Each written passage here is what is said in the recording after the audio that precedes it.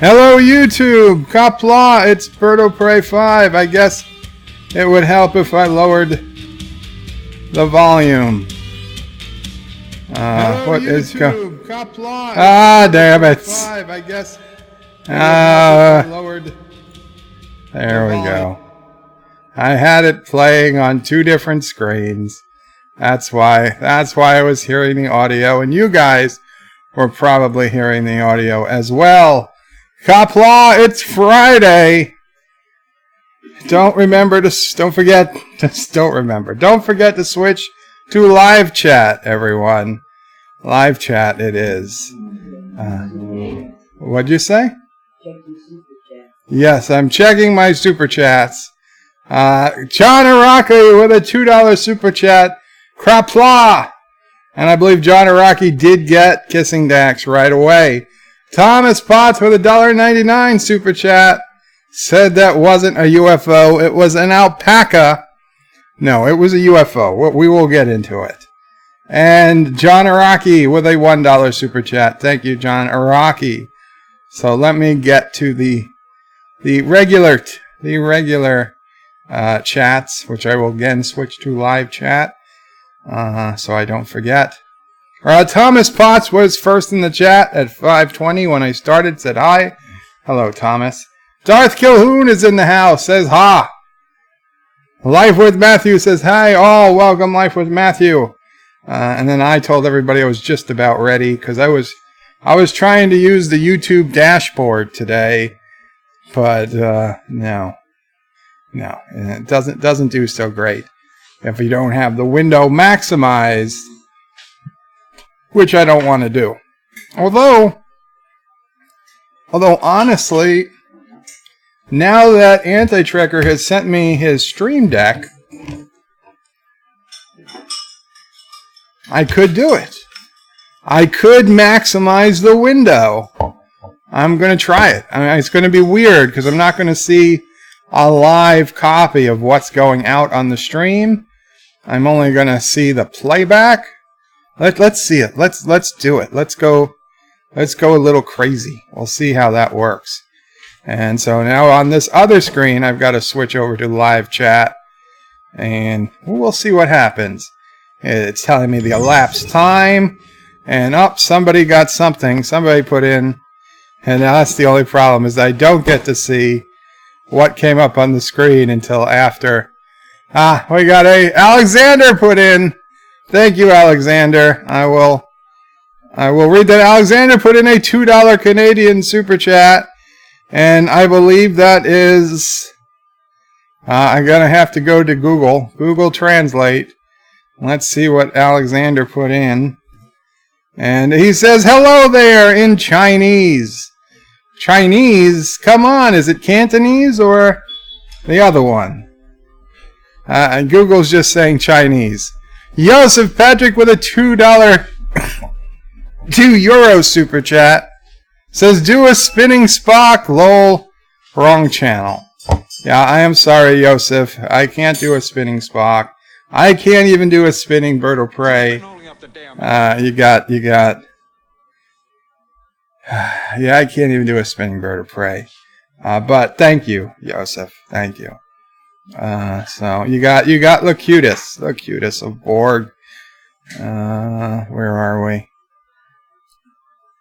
Mike Richards says greetings from Columbus, Ohio. Greetings, Mike Richards. Josh Street says bird. That UFO was just sassy flying a drone overhead, giving Thomas intelligence on your movements. Well, nobody needs a drone to know intelligence on my movements. I don't really move all that much. And John Araki with a $2 American super chat says, "Here are $2 real dollars." Thank you, John Araki. Although, to be honest, the €2 is worth just a little bit more. I mean, I don't think they should be, but they are. They are. So, I mean, between a $2 Canadian, a $2 euro, and a $2 American, it's like $6 American equivalent. So, thank you all. Plus Thomas and John Araki's earlier chats. So, Yeah, so you don't need a lot of it. You don't need a drone to know where my movements are. Not Ryan Johnson says hello in Qapla. Hello in Qapla, not Ryan Johnson. Thomas Potts is lolling at Josh. John Araki says Jadzia right off the rip. Good work, Potts. Josh Street says, lol, John, you got robbed by Thomas. And John Araki says, but we're all still winners, indeed. Indeed. And don't want anybody to say there's no alpacas in the stream. Right? Cinnabon has a way of coming and say, oh, there were no alpacas. There's always an alpaca. Okay? There's always an alpaca. It's right there. So if you can see my screen, the back of the screen, you'll see the alpaca. It's that easy. Joseph Patrick with another €2 super chat says Euro J Synologia me. Oh my God. Euro se Singila mina ako vas mense dolare, which I think means European. Who's been holding up the damn elevator? European, a word I don't want to say, smells smart, and vases, smithereens, dollars. I don't know what he's saying, I'll be honest. I think he was trying to say that European money smells better than American money, but I think there's a problem with the translation. And Alexander with a $2 Canadian super chat says, book, open book, book with a half of a bad symbol on it, UFO with power bar over it, guy flying flag, guy fighting Godzilla, and ant being crushed by books. I'll have to run that through the translator when I get up to it. And not Ryan Johnson with a $5 US super chat says this beats any Euro Karoga alpacas forever. Thank you so much, guys. And Alexander, I will get to your translation as soon as I get to it in the comments. And Yosef, yours too. Josh Reed is saying, Bird, it's Monday night. Josh Reed says, all but Alexander, when is Bird going to put the MCU Aunt May naked in super chat? Yosef says, German Trekkie says hi, and so do I. Finally home from Amsterdam. Hi, Joe, Mama Pray, Sassy, and the quirky community. Thank you so much. And John Araki with a $2 American super chat and a character that doesn't show up on my tablet. It looks like an emoji, perhaps. I'll have to wait and see if it shows up on the computer when I get to it. Yes, German Trekkie. Say hello to German Trekkie. I know they were live. German Trekkie streams a lot of Star Trek Bridge Commander, but also does other videos, so you guys should check out German Trekkie when you guys get a chance. And John Araki got the smiling faces, the jumping smiley faces. Not Ryan Johnson says, I think Thomas Bot is part alpaca. It's possible. Certainly. Mr. Londell's Groovy Movie says, Qapla, Mr. Londell. Anti-Tricker says, hey, Bird, can you do me a favor? Joshua was trying to reach you through Discord. He needs something from you.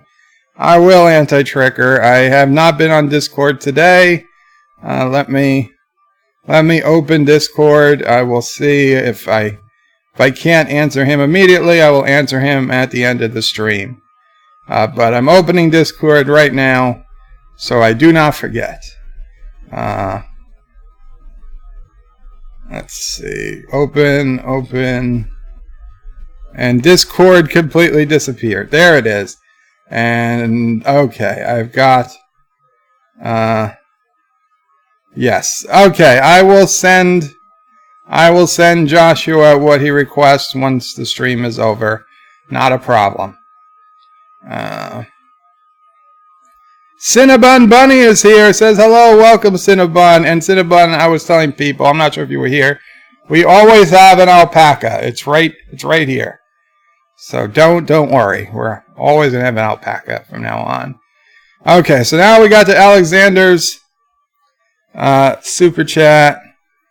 Oh, that was the one I already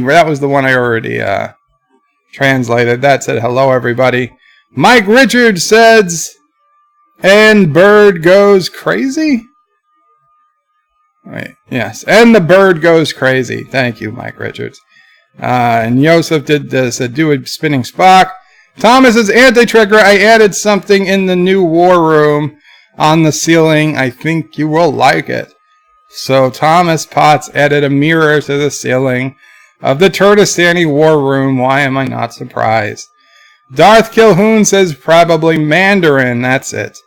And Anti-Trigger says, very cool, Thomas, but I promised myself yesterday I would not go into space engineers until I get the Galaxy Q review done. The Galaxy Quest review done. Which means now is the perfect time for Kuroga to attack. If only Kuroga could attack. John Araki with a $2 super chat says, here are $2 real dollars. Thank you. Thank you. The anti-tracker is yelling to people, stop giving Bird money, he's evil. No, I'm not evil, I am Kurogan. Star Trek Nick Pickers is in the house. Do androids dream of Bird of Prey 5? I hope they do. If they're good androids, you know. Like Mud's women androids, not... well, actually, Mud's women were actual women. It was the other episode, I, Mud, where the androids were women. It's weird. It's weird how those titles worked out. John Araki with another $1 super chat. Thank you so much, John Araki. Didn't sound like you got Dax. Didn't sound like you got Dax this time. Thomas says, Anti-Tracker Space Engineers was extremely laggy today. Yeah, it was. And Anti-Tracker says it must be because he's not there. Josh Street says, bird, for a spinning bird, you need to get in the chair, and then you can do the spinning bird. Yes, and in fact, that brings me to my first rant. It's for you. So, I tried to go out last weekend, as you guys know, I think. And I tried to do a chair life on Saturday, because it was beautiful here, temperature-wise. And the wheelchair wasn't working. Mama Prey was at it for hours trying to get it work. She said, if I said, Ma, give up. Well, we'll call. Because we've been having problems with this thing off and on for 3 years since they replaced a part that was recalled because apparently the joystick they had given me originally had tendency to just make the chair drive even though you don't choose it to drive. It was just, taking off in all random directions regardless of you actually touching the joystick, which if you're actually bound in a wheelchair is about the most dangerous thing you could imagine doing. Just imagine going to cross a busy street and your wheelchair kicking you into high drive and pushing you out into the middle of the street without you ever touching anything. So yeah, I thought maybe that's something we need to get replaced, even though thankfully I had never had the issue. It was not something I was going to risk. So we had them replace the joystick. It was replaced under warranty or whatever because it was a recall. Unfortunately, it was right at the beginning of winter, so I really didn't use the wheelchair again until the summer or spring at least. And the first time I used the chair, I used it like once, but the first time I gave the chair any real distance workout, I started getting these errors. And I'm like, well, it's too late now to complain. It's been like 4 months. They're not going to come back and just fix it. I was like, so we went on YouTube. We thought we figured out what was the issue. And Mama Prey would push some wires together and it would make the connection, and It was like blowing on a Nintendo cartridge back in the 80s. It all worked, and okay, fine. So we did it, and then it started happening more often and more often. And finally, this past Saturday, she couldn't get it to work no matter what she did. So we called the company that had replaced the... Now, the company that comes is not the company that makes the wheelchair. They don't come. You've got to go through a service company. So a service company, we called them and they said, well, the next first appointment isn't until September 6th. So fine. Actually, that wasn't even half bad. The first time when they were replacing the joystick, that was a 3-month wait for them to come to replace the joystick.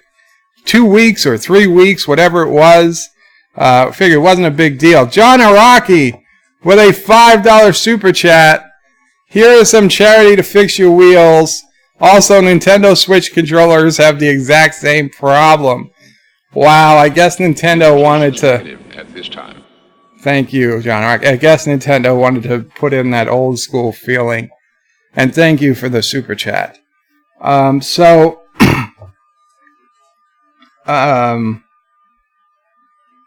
so it was a long time wait first. So 3 weeks, whatever it was, we were like, okay, that's not too bad. And then on Thursday, today's Friday. No, on Thursday, yesterday, I got a call from the company, Sassy Girl. I hear noises outside. Sassy, who's out there, baby? Is Thomas Potts sneaking around? It's weird. I hear a noise, but I don't see anybody. Okay. I'm sorry, guys. So I think Thomas is sneaking around outside my house. I don't know what he's doing. So we thought, okay, three weeks, not so bad. I got a call yesterday that there was an opening today. So great. They were going to come today between 11 and 2. Of course, they didn't get here till almost 2:30. Whatever, not the biggest deal. The guy comes in, nicest guy in the world, doesn't know crap about this model wheelchair. He doesn't have the tools to work on it either. You would think they would have sent him with the tools. They knew which model wheelchair it was. No, he's got nothing. He doesn't have the programmer. You need to program it. I had a programmer that I paid separately and bought myself, because I needed to reprogram it, because when you get the wheelchair from the factory, not really a factory, but the company who delivers it, they lock you out from doing anything because they don't want you to hurt yourself. Bull crap. So I had to use the programmer, which I had to buy on eBay for $300 to just have the damn chair work how I wanted it to work.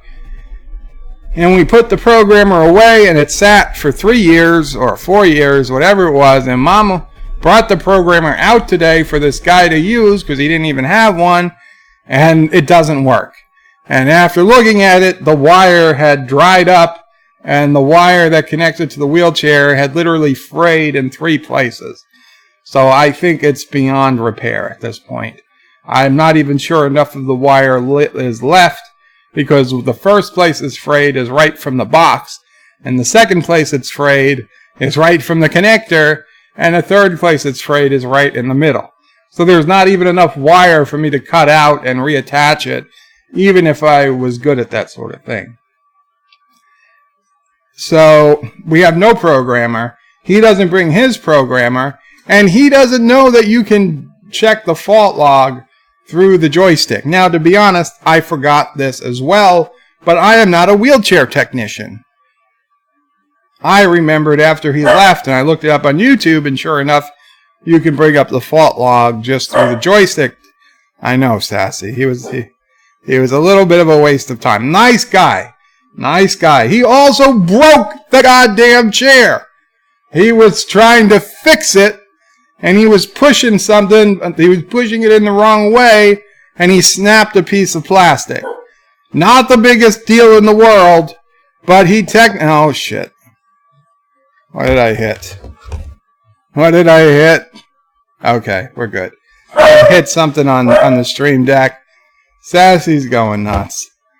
So yeah, he I don't know, he broke a piece off the chair. We basically got it to the point where it was. He thought he was going to fix it. It broke even more. Then he undid everything, put it back the way it was, and said, well, when it stops working again, call up and tell them this time that you need somebody with the Invacare programmer. So tomorrow I have to use the chair. 99% chance it will probably break again while I'm using it outside. I will hopefully be able to get back in the house with it at least and get out of it so that we can then call him or somebody else from his company to come back who knows what they're doing and actually try fixing the chair.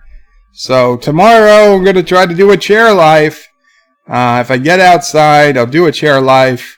And I don't know, it'll be a tough, a risk as to whether I'll be able to make it back in the house or not. Hopefully I'll make it back in the house. Really the problem mainly has been with it not reclining and tilting like it's supposed to. So we'll see. We'll see what happens. There's always something. And it's ridiculous. Ridiculous how hard it happens. And Darth Calhoun, I'm so sorry. Darth Calhoun put in a $2 super chat. And Darth Calhoun says he has to go to work. I'm so sorry, Darth Calhoun, that I missed your super chat. Got to go into work. Have a good stream. Qapla, Qapla, Darth Calhoun. Thank you so much. Thank you so much.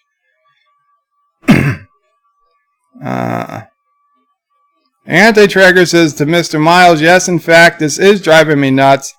I've unsubbed from John Campia almost as many times as you've unsubbed from me.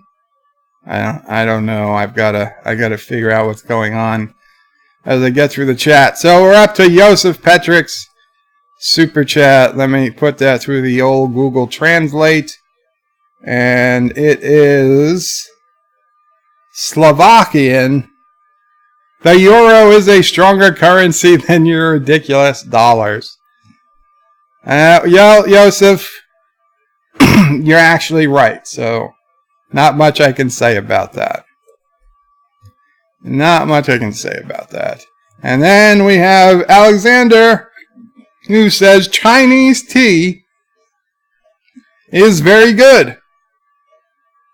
There are 1, 2, 3, 4, 5, 6 symbols here. 1, 2, 3, 4, 5, 6. So I figure 1 means Chinese, 1 means tea. If 1 means is, and 1 means very, and 1 means good, there's still a complete extra character. What the hell does that mean? Why does it need so many characters to say that? I have no idea. I have no idea. Wesley Crusher says, hey Joe, I'm here. Welcome, Wesley. Welcome to the chat. But then not Ryan Johnson gives the best super chat of all because it's in English and I don't have to translate it. And it's $5. So thank you again, not Ryan Johnson. This beats any euro. Karoga and alpacas forever. Mr. Lundell says we need to see real alpacas. Well, that could be a problem. Josh Reed says the sticker is a Mick pack sold at McBird in Karoga. Oof. John Araki with a $2 super chat, and it's a picture of either a llama or an alpaca. That's what it was. Thank you, John Araki. Star Trek Nitpicker says, do androids dream of Bird of Prey? I said, I hope so. Anti-Tracker said, stop giving Bird money. He's evil. Thomas says, don't worry, my money is Monopoly money. John Araki says, it's a llama emoji. Understood. Mike Richards says, hail, Anti-Tracker. And Anti-Tracker says, hey to Mike. And then the chat still skips. The chat still skips. This... Thomas says, don't forget about what? What? Anti-Trigger says, thanks, Bird. Joshua will appreciate it. Not a problem. I warn him. Mama pray. Better not be insulting. Mama Pray will not be happy if it's an insulting photo or animation. Life with Matthew says, you've been in Space Engineers today. It's been more buggy than my first girlfriend. Yeah, it was pretty buggy and laggy today. Alexander says, Anti-Trigger, you are the man. Let's go. Anti-Trigger says, I have not been back in, I have been neck deep in this Galaxy Quest review. In fact, must be going now and getting back to it. It's about 40 minutes long right now, and I likely have about 10 or 20 more minutes. Wow. Thomas says, this is the perfect time to attack Kuroga when Bird of Prey is on Space Engineers. Touché. Mr. Miles says, why is Bird so loud? You can turn down the volume. Mr. Miles says, I can yell too. Anti-Trigger says, Kurogan ships, while generally inferior to Turdistani tech, really only have one major weakness. It's always best to attack the ship whenever Bird of Prey 5 is in the pilot seat. Mr. Miles says, you nearly blew out my headphones. Well, there's the problem. Don't use headphones. Yosef says, so the chair attends Bird's School of Flying. Yes. Darth Cahoon says, YouTube, where you can find the solution to any problem because someone else figured it out. Actually, that's very true. And before YouTube, I was finding all this stuff on forums. Now YouTube's even easier than forums. And John Araki gave his $5. Thank you, John Araki, to fix the chair. It's a little bit more expensive, but that's fine. I appreciate it. It all helps. Mr. Miles says, they didn't come. Hey, did you try working the shaft? Josh reads his Bird Sassy's drone has crashed and she wants you to go get it. She would. Mike Richards says, ignore the noises outside. Aliens. John Araki says, 2 Daxes today. Very cool, John Araki. Azine, welcome Azine, says, hey guys, how are we all today? I am good, Azine. I hope you are well, my friend. Mr. Miles says, so today I was resubscribed to a channel I unsubbed from roughly 2 years ago. I've heard of other people mentioning that happening, but honestly I thought it was bogus, people making mistakes. Mr. Miles says, as usual, but today I eat crow. Wow, Mr. Miles, how can you be so sure you unsubscribed? And then Darth Calhoun put in his $2 super chat about having to go to work. Thank you again, Darth. Anti-Trigger says he's been unsubbed from Nerdrotic. I have been unsubbed from Nerdrotic, Doomcog, even Bird of Prey a couple of times. It's really annoying. I think it's user error. Maybe you sleep, YouTube, Anti-Trigger. Have you ever wondered that?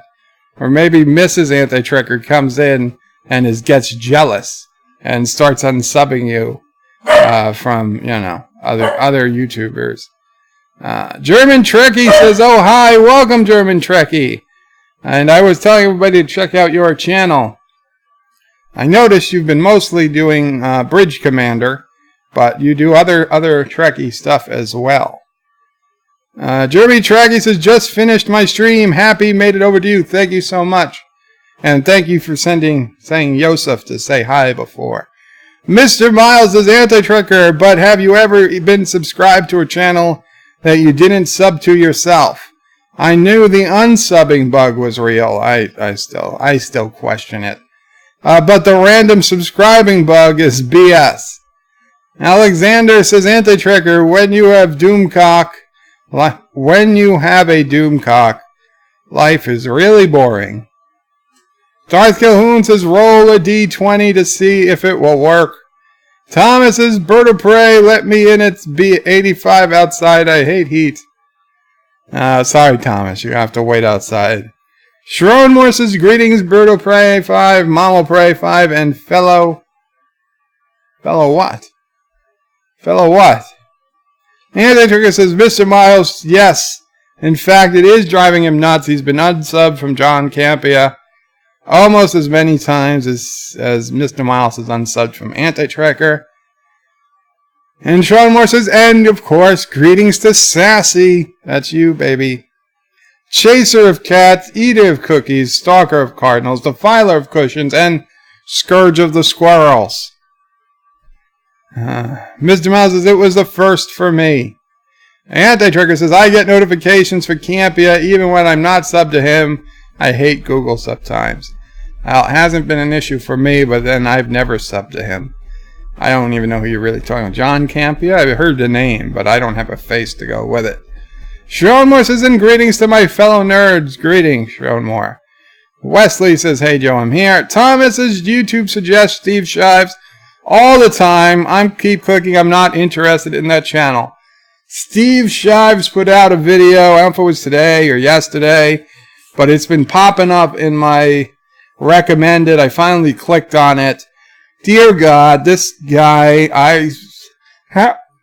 how he got back from being lost in space, I have no idea. But he should have stayed in deep space, where Anti-Tracker left him in Kerbal Space Program, because the guy is just, he's lost it. He has lost it.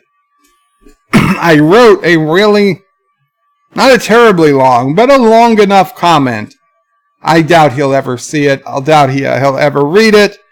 But in this video, he talks about how terrible the world is, how horrible the United States is, how terrible Donald Trump has made America, and blah, blah, blah. It's not okay that we all stay quiet about how bad Trump is.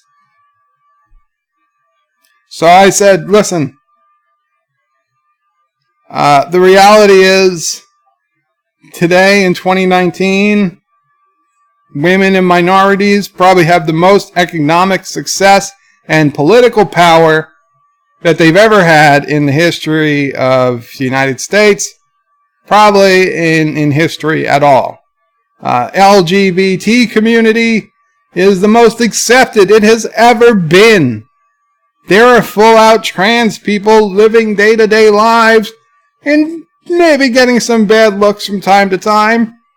But that's about it in some places. In other places, you know, if you're going to be trans in a very conservative place, yeah, you might get a little bit more than a weird look. But if you're in a city like New York City or San Francisco or even freaking Tucson, the trans capital of the Southwest, you're living your life and nobody's really bothering you. And if you get a bad look, well, you know what? People get bad looks all the time. Fat people get weird looks. Smokers get weird looks. You know, particularly ugly people get weird looks. Disabled people get weird looks. It happens. You know what? It's just life. It doesn't. You're not entitled to a life without weird looks. But you get to live your life. You get to have a job. You get to participate in the public discord. Nobody is stopping you. Okay, times are better now, empirically better, objectively better for all types of minorities, whether it's color of your skin, the country you come from, or your sexual identity, or your sexual preferences, or just your gender in general, anything but a white male. The time is now. This is the best time it's ever been in history. And if he doesn't believe me, then I asked him honestly, Steve, humor me here, because I know he's an atheist. Let's say you got hit by a bus, and you meet God. And I said, humor me, because he doesn't believe in that. And God says, Steve, big shame you got hit by that bus, but I'm going to send you back to Earth. You're going to be a black lesbian woman. You get to pick, though, Steve, any country you want to be a black lesbian woman in, and any year from 1 AD to 2019 AD. You get to pick, Steve.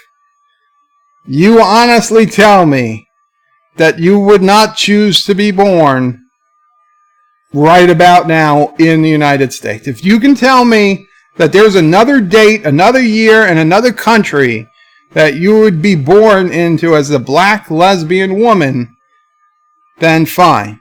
But I want to hear what it is.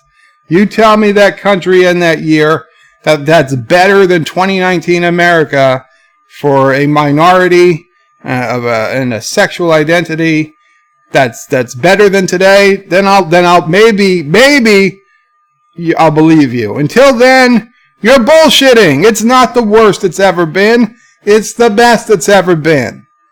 Just because it's not perfect doesn't mean it's bad.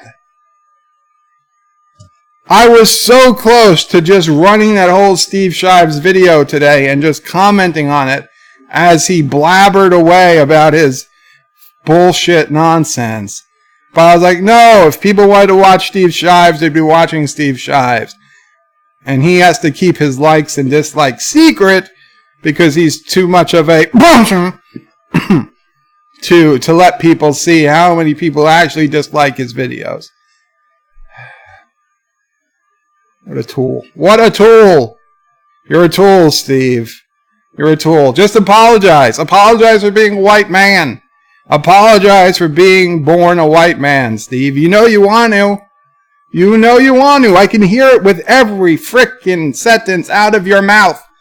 You just want to say, I'm sorry I was born white. Oh. Do it. Just do it. You should make a video saying, I'm sorry I was born white and male. It's no worse than the video you put out today. In fact, it's probably better because at least you're not going to pretend that you're doing this for some other reason.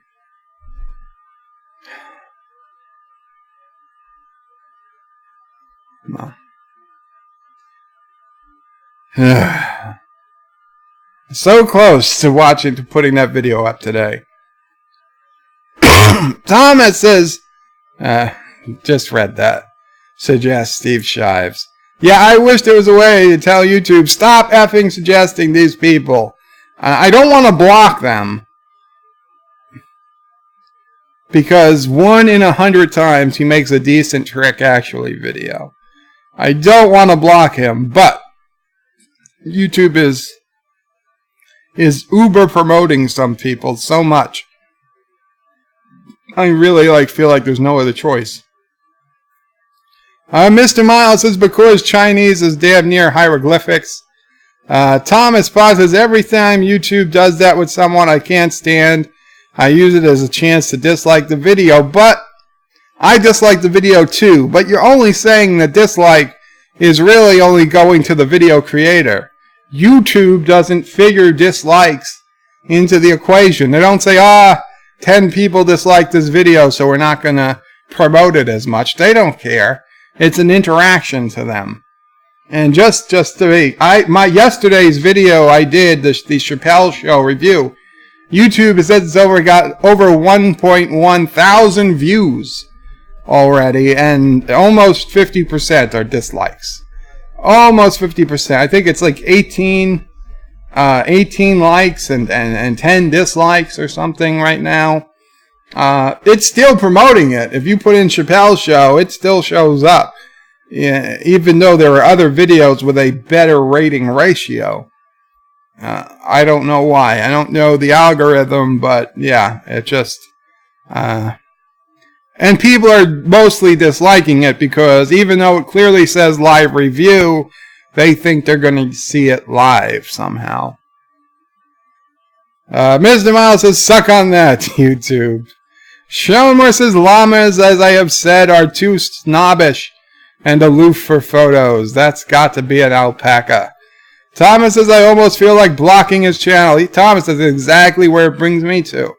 But I'm like, I've been there. I've been on the edge. Like, block? No, I know. I was like, there's a chance one day he will see the light, and then I want to see his video. It's a small chance, but it's a possibility. Ms. Mouse says, Thomas just saying something negative on his channel, he'll block you instead. Well, I said something. If he blocks me, then problem solved. Thomas is lolling. Mr. Mouse says it's funny, but it's true.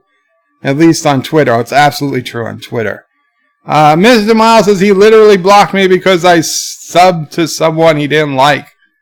Wesley says, Anti-Trigger, you can do it. Mr. Miles says followed, Twitter lingo.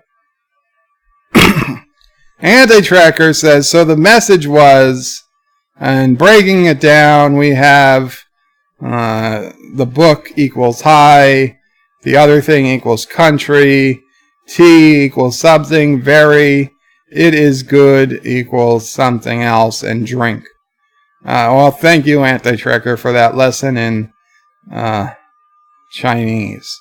Wesley says, Bird of Prey, I'm using headphones. Well, Wes, I hope I didn't blow out your ears. Mr. Miles says, Anti-Trigger, do you ever go through disliking his videos? Why would anybody waste time disliking videos en masse? Life with Matthew says, the only problem with Kurogan chips is we purchase sub-quality, self-sealing stem bolts. And I said self-sealing this time instead of self-stealing. Anti-Trigger says, Mr. Miles, maybe I should. And Mr. Miles says, Anti-Tracker, it should, if nothing else, tell you, YouTube, that you are not interested. Mr. Miles says, Bird of Prey, I am sure because I remember doing it. I didn't get a video in my sub box since then until today. And I checked my sub box every day. Okay, Mr. Miles. So yes, he's sure. I believe you. Wesley says, Bird of Prey, is Kuroga making any new warships? Wouldn't you like to know? Alexander says, Mr. Miles, Chief Engineer, could you help me do a video about the article on the MCU Aunt Mary Jeans? Well, there you go, Mr. Miles. Actually, Wesley, right now, Kuroga is not building anything that I'm aware of, because I spent hours yesterday working on a laser defense towers, and they were all gone when I woke up this morning.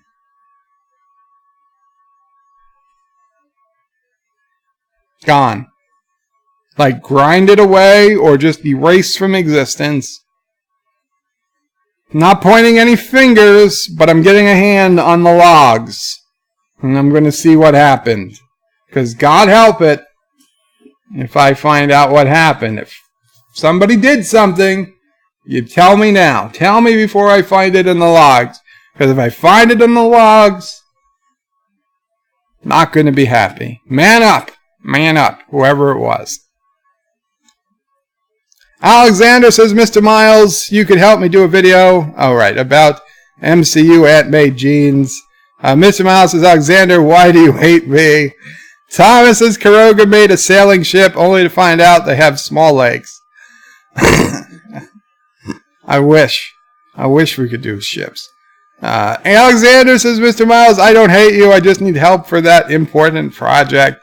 Carlo Albanese says, hiya, welcome, Carlo. Hope you're still here. I know I'm like 10 minutes behind. Alexander says, Bird of Prey, agree with Steve Shives on what he said. Sure you do. Sure you do, Alexander. I'm not surprised, but you are entitled to your opinion. Thomas says, Bird of Prey, the year is 2029.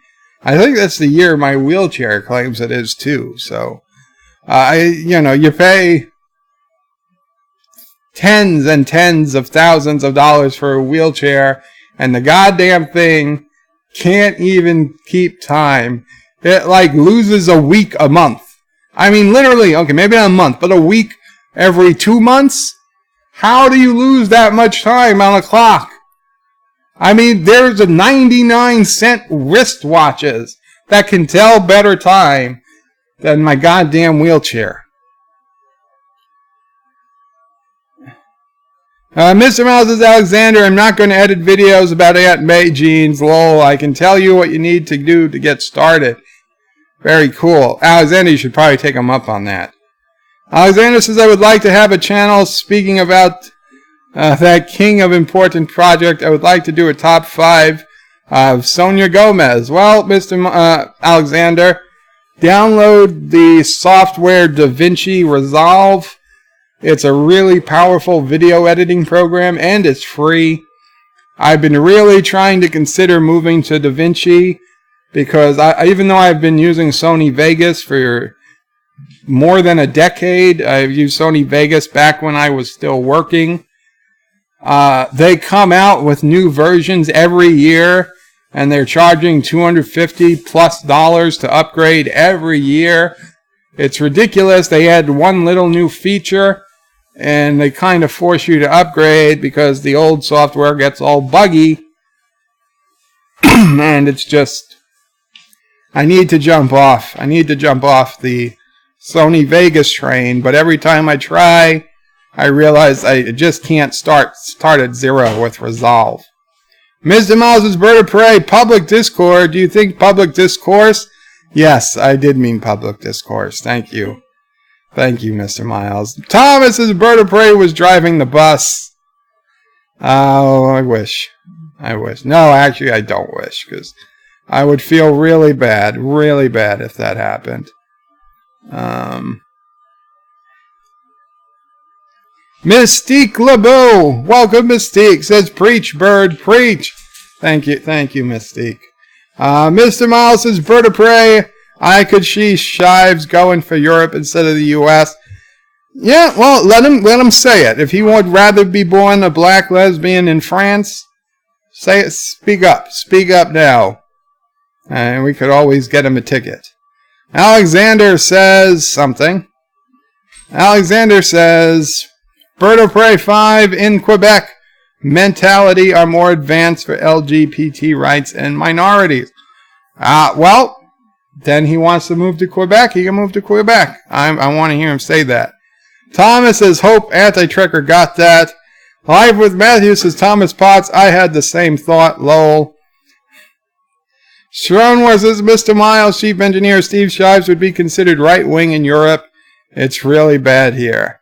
Mr. Lundell says, Bird of Prey, people like Steve are tools, plain and simple. For the record, he is not only sorry he was born white and male, it's all a con. It's his sorry way of getting laid. He's married. He is married, though. I've not seen his wife. Or maybe he's married to a guy. I honestly don't know. But I've not seen his spouse. But he is married. Alexander says in another $2 Canadian super chat, says MCU Aunt May Jeans isn't a pointless subject. You've got to make the video, Alexander. You've got to make the video. It could spread like wildfire. It could become the next biggest YouTube sensation. You could become bigger than PewDiePie.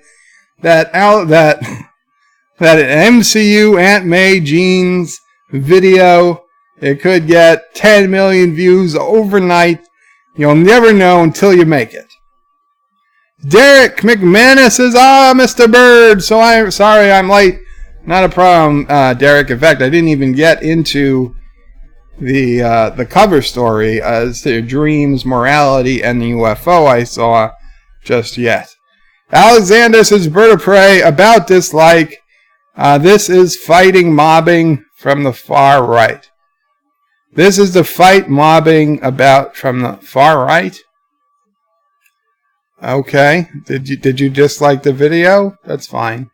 Live with Matthew says, oh wow, I pulled up that Steve Shives video. He's white knighting hard. That's racist. And I also told Steve, by the way, he said that we live in dark times. Saying dark times is racist because he's equating dark with bad. Only a white misogynist, obviously, would think like that. There's no inherent reason dark is bad. Right? Stop being racist, Steve. Don't say we live in dark times. Say we live in bad times. That's accurate. Dark doesn't mean bad. Doesn't have to. Not if you're not racist. Mr. Miles says, Schroenwar, Europe has survived plague after plague. They can survive this one too. Well, we'll see. Derek says, hey there, Alexander. Mr. Miles says, so there is hope. And Derek says, so, Joe, ask Alexa to play. No. Mr. Miles says, Bird of Prey, you misunderstood what I was suggesting.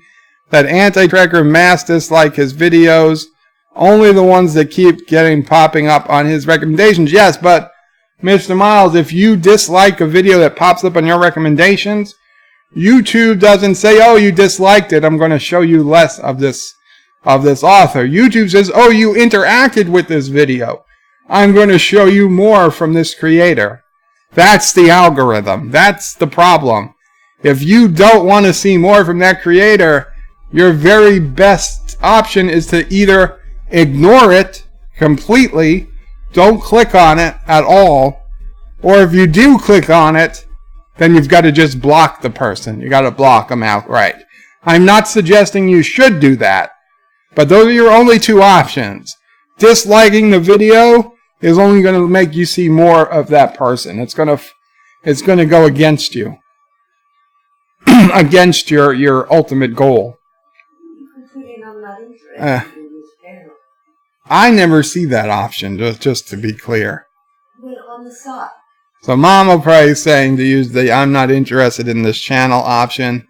I'll be honest, I've seen people talk about it, I've never seen it. Mr. Miles says, and I never see the recommendation because my sub box is the home page. So to me, I never go to YouTube's real home page, maybe a dozen times a year, maybe. Well, I go to YouTube homepage all the time. Carl Albanese says, are we allowed to attack bases on planets? Yes. Yes, Carlo, we're allowed to attack bases. You're allowed to attack anything, anywhere. The only things that can't be attacked are in safe zones, so it's impossible for you to attack them.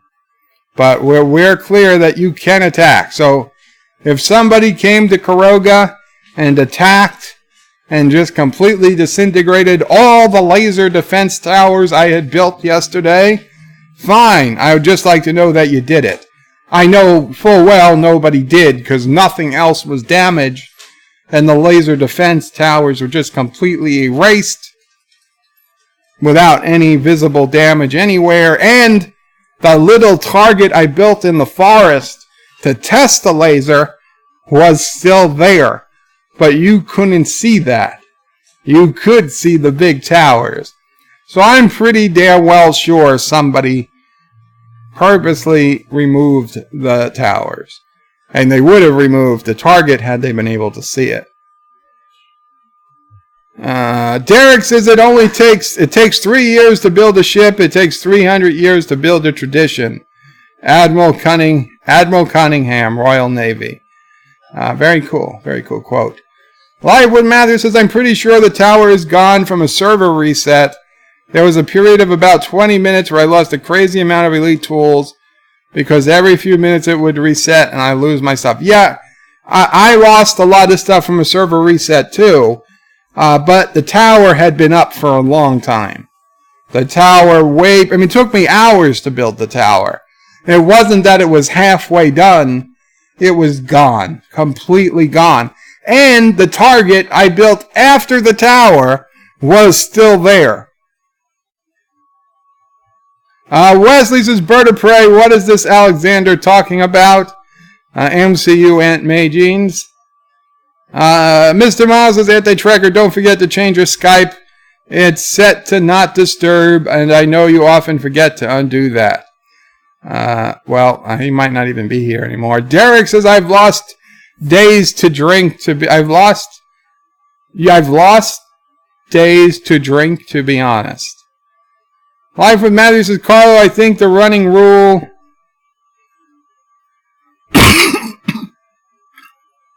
the page is going away. I think the running rule is that you can attack anything that isn't in a safe zone. And you could try to attack anything in a safe zone too, but it's just going to waste your energy and missiles. Thomas says, problem is no one can reach each other yet to attack. Yeah, that's true. Derek says, thanks for the donation, Alexander. Wesley says, Alexander, what is far right to you? Mr. Lundell says, Bird of Prey, Shives would try something stupid like being born in France then immigrating to the U.S. Yeah, maybe. Miss Miles' Bird of Prey, I have seen Shives' wife in a video once. She was literally staring at him the entire time as if she was daring him to go off script. It was sad.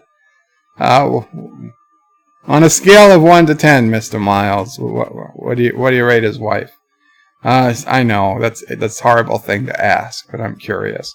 Schoenmore says, let's crowdfund a catapult made out of recycled materials for Steve to send him to Quebec SJW points for reducing the carbon footprint. Absolutely. Live with Matthews is Wesley. I am pretty sure, definitely sure it's anything right of Justin Trudeau. Mr. Mouse is Bird of Prey. That's wrong. I don't get pop-ups for videos I dislike constantly. Okay, maybe I'm wrong. It's possible. Thomas says, Mr. Miles, we need a video about Aunt May right now. Oh, right.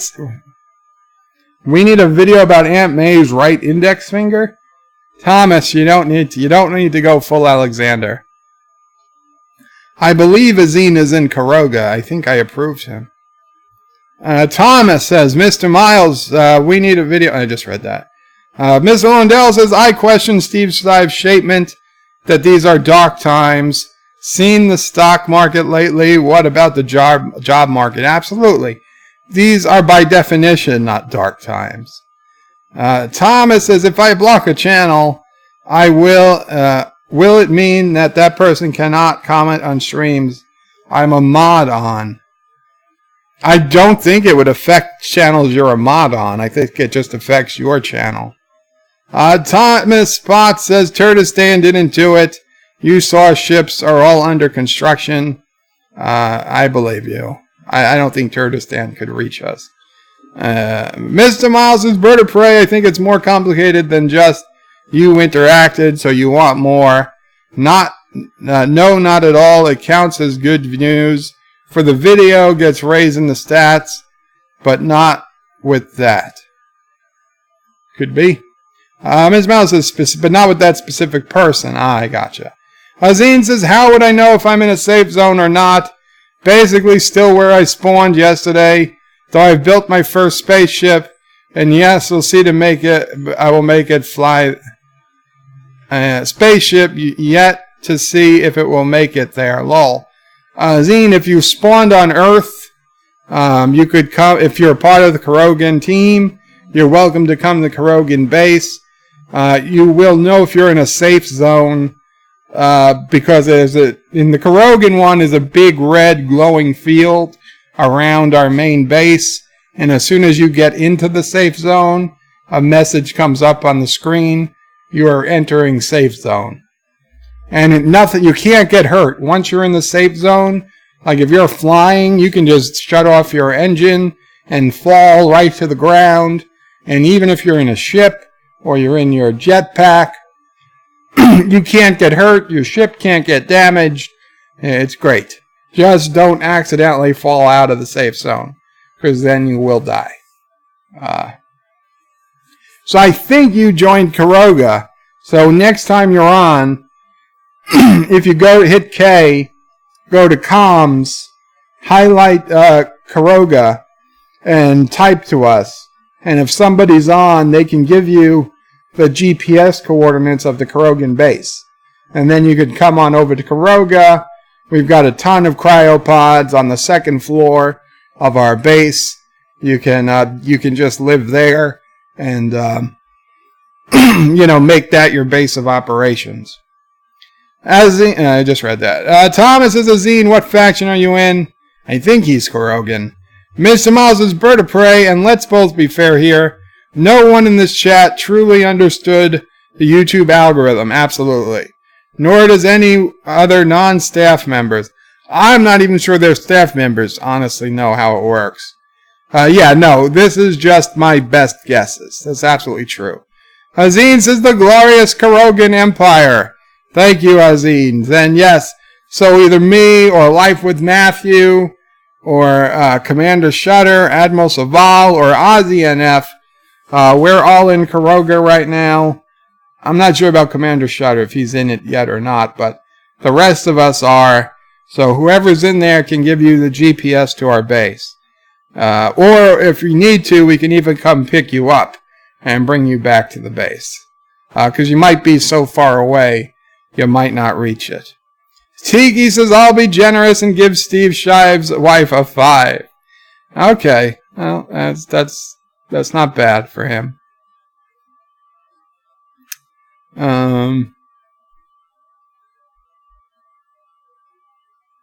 Let's see. Where was I? Damn it.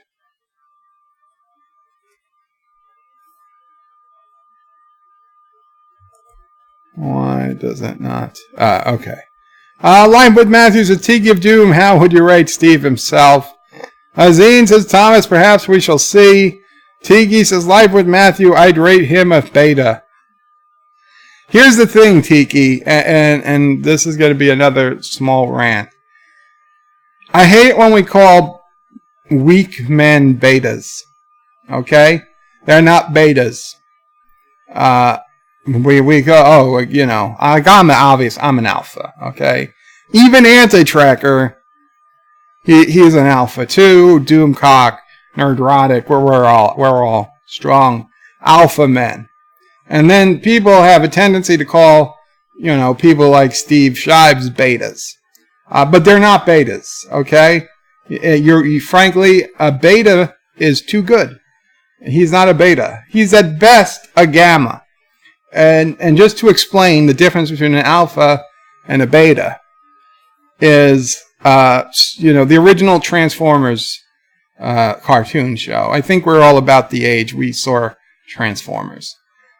Megatron was the alpha Decepticon. Starscream was the beta. But even as a beta, Starscream had hoped to become an alpha. Starscream was constantly trying to take over from Megatron. Starscream had aspirations of greatness. Now, Megatron beat him back down every single time. And even in the movie, when he thought he finally had the chance, Galvatron came back and gave him the little cartoon bitch slap and said, nope, you're beta, go back to being the beta. But betas are way more enthusiastic and trying to show off. Betas are not weak people. They want to do better. But they're the betas, okay? It's just the way they were made. It's just the way they were made. So Steve Shives is not Starscream. Okay? Starscream is way above Steve Shives. Steve Shives, at best, would be a gamma or a delta even, in the scheme of things. So let's not insult other betas by calling Steve Shive a beta. And there's nothing wrong with being a gamma or a delta. The vast majority of the population are followers, right? They're gammas, they're deltas, or whatever, epsilons even, I suppose. A vast majority. Maybe like the top 10% are betas, and like the top 1% or even fraction of a percent are the true alphas. And that's just the way it is. So, yeah, not a beta, not even close.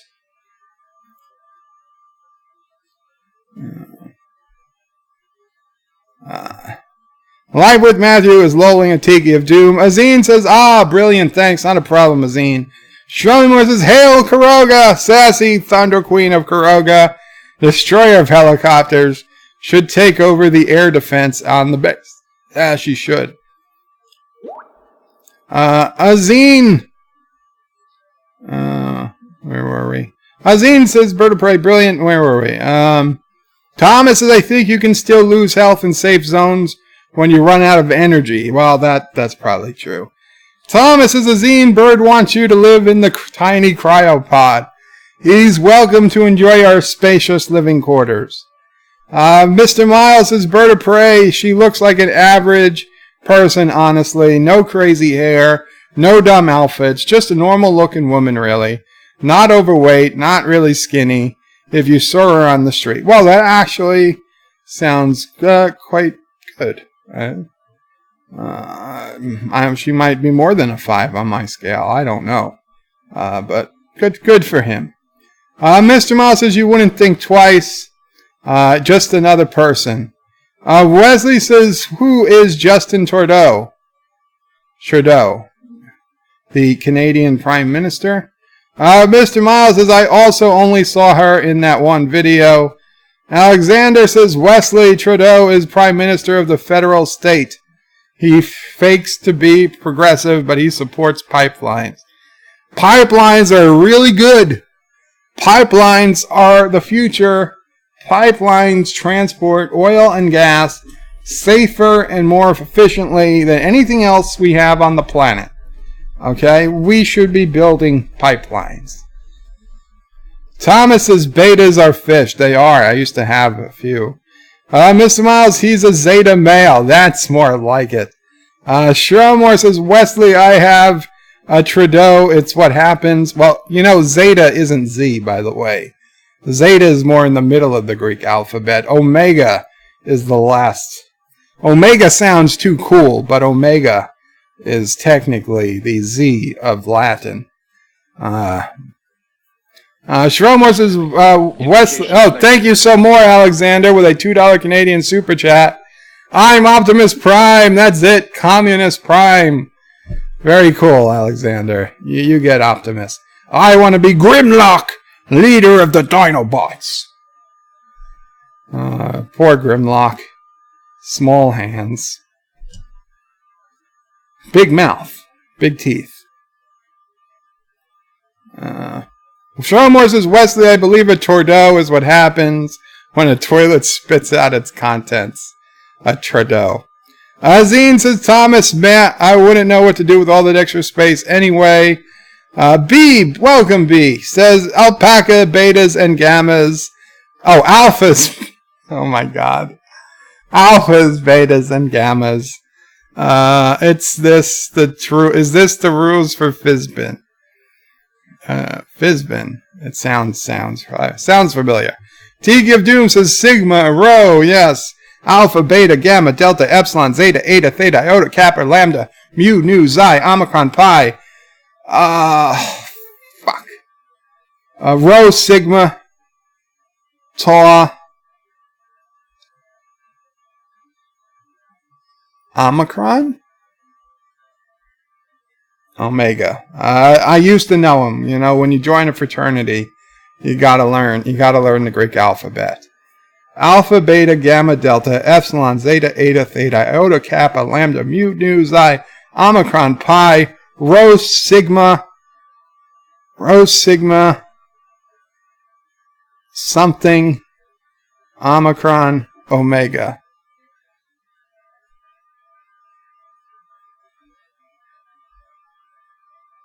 Fuck.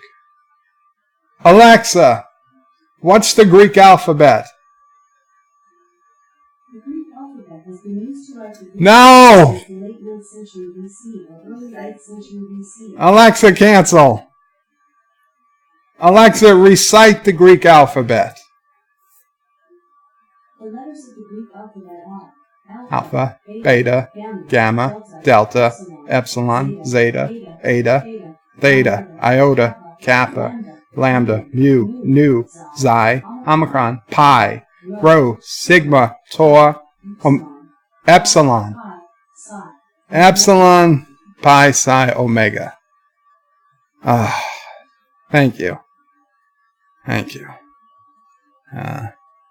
Alexander with a $2 super chat I missed. Thank you, Alexander. Trotsky forever. All power to the Soviets. Yes, comrade. I'm gonna buy myself one of those Soviet hats for when you super chat. Mr. Miles is bird of prey, but by that logic, Omega is worse than Beta. But nobody uses that but it surely does come after Beta. Yes. Mystique, how about idiot? That's probably better, Mystique. Azid says, Potts, I'm just pleased I finally found cobalt and could build my blue midget. Begin space trials when batteries are charged. Welcome, Azine. Well, Azine, I want you to know, Karoga has ample minerals and all types of, we have a full inventory of all the different parts. So just let your imagination run wild. As you can, you should do some mining and leave the minerals you find. You'll find we have a drop-off location where you put in the raw minerals. On the other side of the building, you get out all the finished products you want, and just build your ships, do whatever you want to do. Of course, we have to remember our ultimate goal is to destroy the turds. Wesley says, Alexander, you are an amazing troll. Tiki of Doom says, Steve Shives is no Starscream. Well, he's not. Wesley says, Alexander, there's no way you believe everything you say. It's possible. It's possible. You'd be surprised what people believe. Thomas's Bird of Prey, one package I think you will like on Amazon, says it should be delivered by 8 p.m. The one coming on Wednesday might put a hit out on me. If you have sent me a live alpaca, Thomas, not only will I be putting a hit out on you, so will Mama Prey. But thank you so much. It has not come yet. It might be delivered during the stream. In fact, now that I mention it, Tassie was barking outside. But you says it's not delivered yet, so I'd guess you would know. Thomas tells Azine, good luck. Shalom versus Bird of Prey. Steve is no alpha, beta, gamma, delta. He is not worthy of being a letter of the Greek alphabet. Azine says, Thomas Bots, thanks, man. A lot to prove after the less than successful outing of my converted drop pod. I'm surprised your drop pod even survived re-entry. Because of the speed mod, most of the drop pods just get smashed to smithereens. Mr. Miles says, no pipelines. No to pipelines. Don't you like gas? Don't you like heating oil? Do you like electricity? And Alexander put in his Optimus Prime super chat. Thank you again, Alexander. Mr. Miles says, in hell, he'll get to my comment after that thought about Omega. Lol. Mr. Mouse says he should have read it first before he had thought. B says lol alpaca. Yeah, I said alpaca instead of alpha. I've got alpaca on the brain. Josh reads his bird Omega, the 24th and last letter of the Greek alphabet, and the famous Omega symbol that we all know from Star Trek, Voyager, and then the lowercase Omega, which looks like a funny W.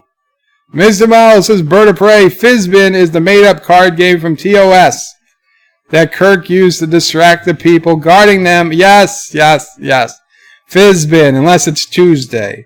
No. Yes. The gangsters, yes.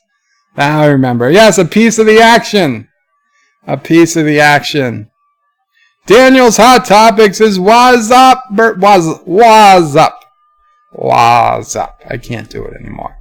What's up, Bird of Prey? Not much, Daniels. I'm about to get to my awesome UFO sighting.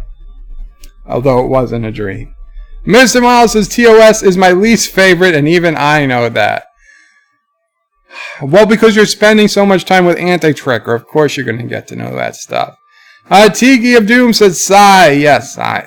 Did I forget Psy? Mr. Miles says someone take his nerd credentials. Thomas says I took a lot of nerd points from my friend when she bought a Christmas ornament she got me. Was from Trek, and it was Serenity. Ouch. Blasted Health says, I also dream of aliens and zombies. Welcome, Blasted Health. So, this is as good a time as any to get into that. So, I had a dream last night. Actually, it was early this morning. And I have some weird dreams. I have a lot of dreams where I know I'm dreaming. Various lucid type dreams. This dream, I did not know I was dreaming. I was totally thought it was real. It was a little weird, I'll grant you, but it didn't occur to me that it was weird at the time. I knew I was living, it was my house or a house I was living in. It was not a house I was familiar with at all, but I took it as like a house that I, was living in.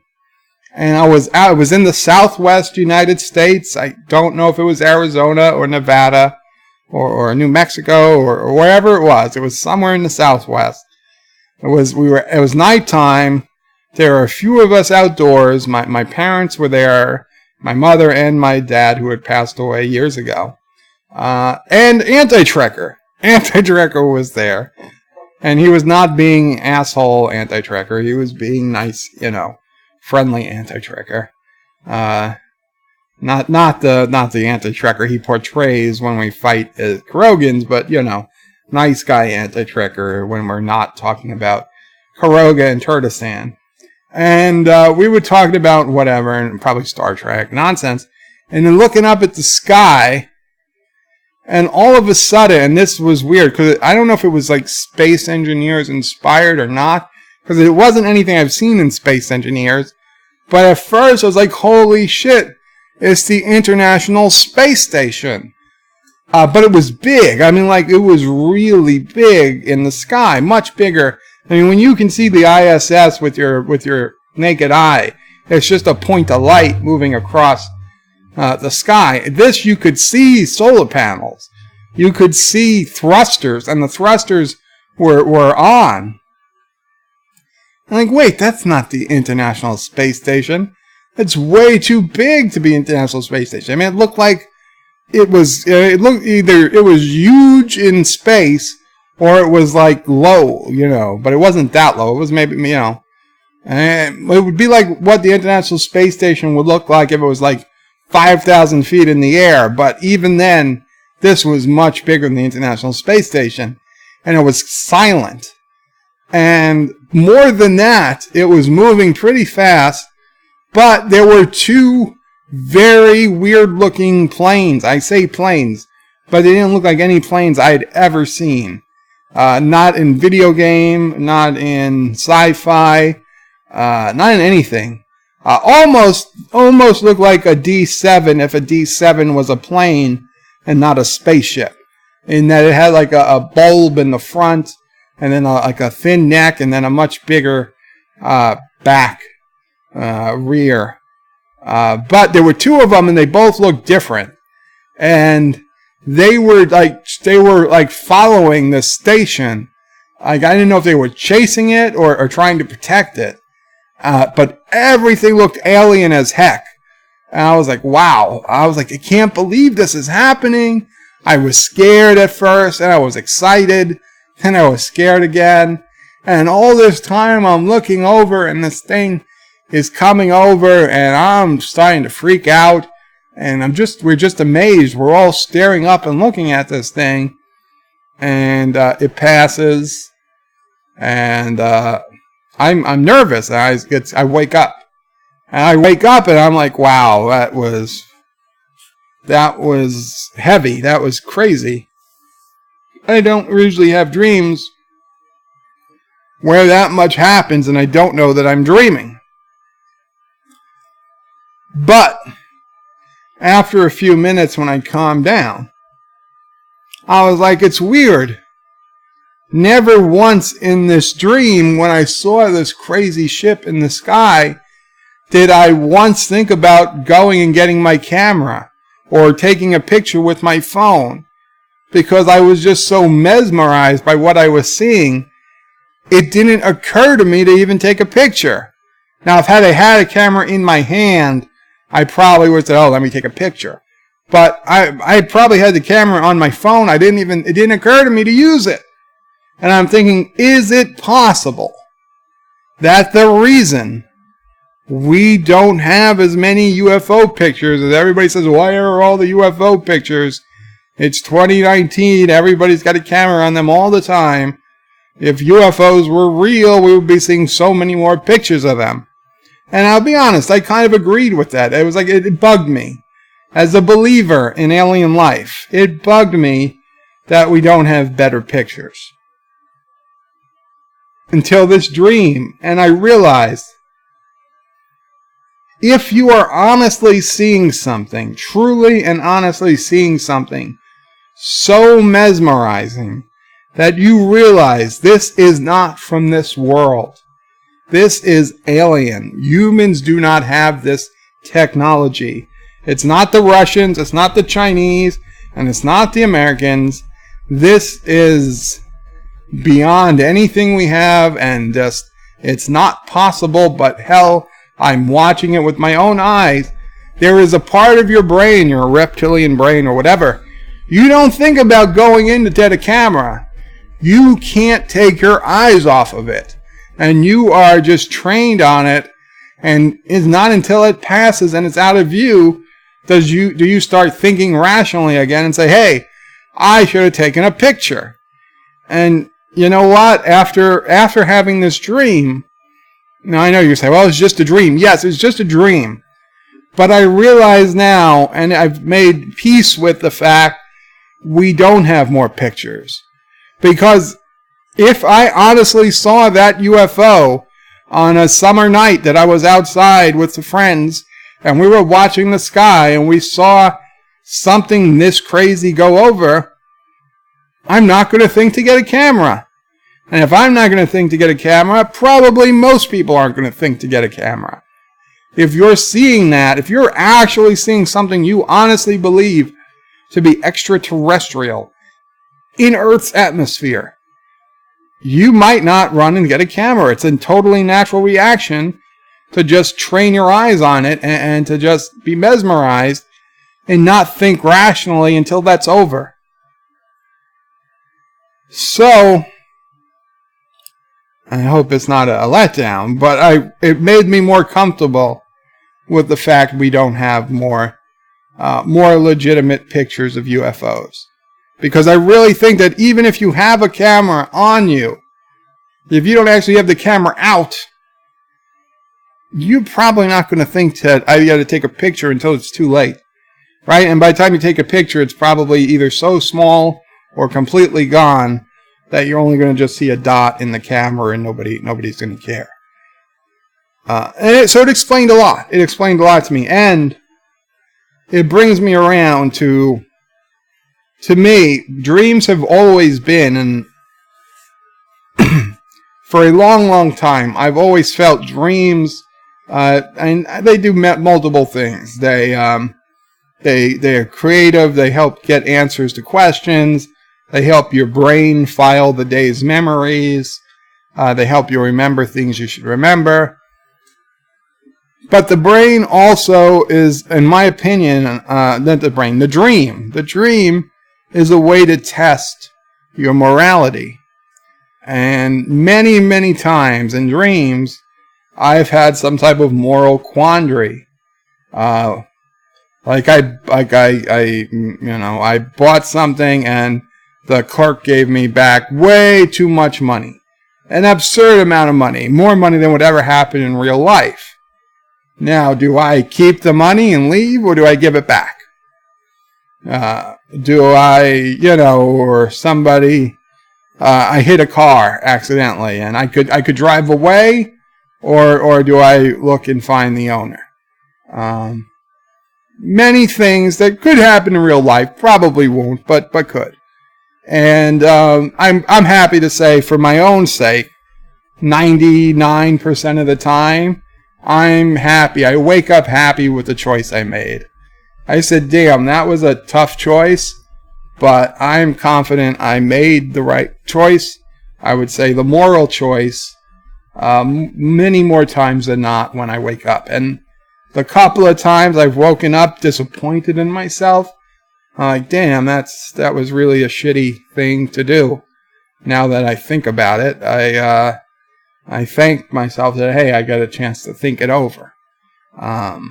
So I think that, and I don't think it's something people talk about much. I've never really heard anybody else talk about dreams in this way, but I do think dreams give us a way to test our morality. Now, is it our own psyche or whatever testing our own morality?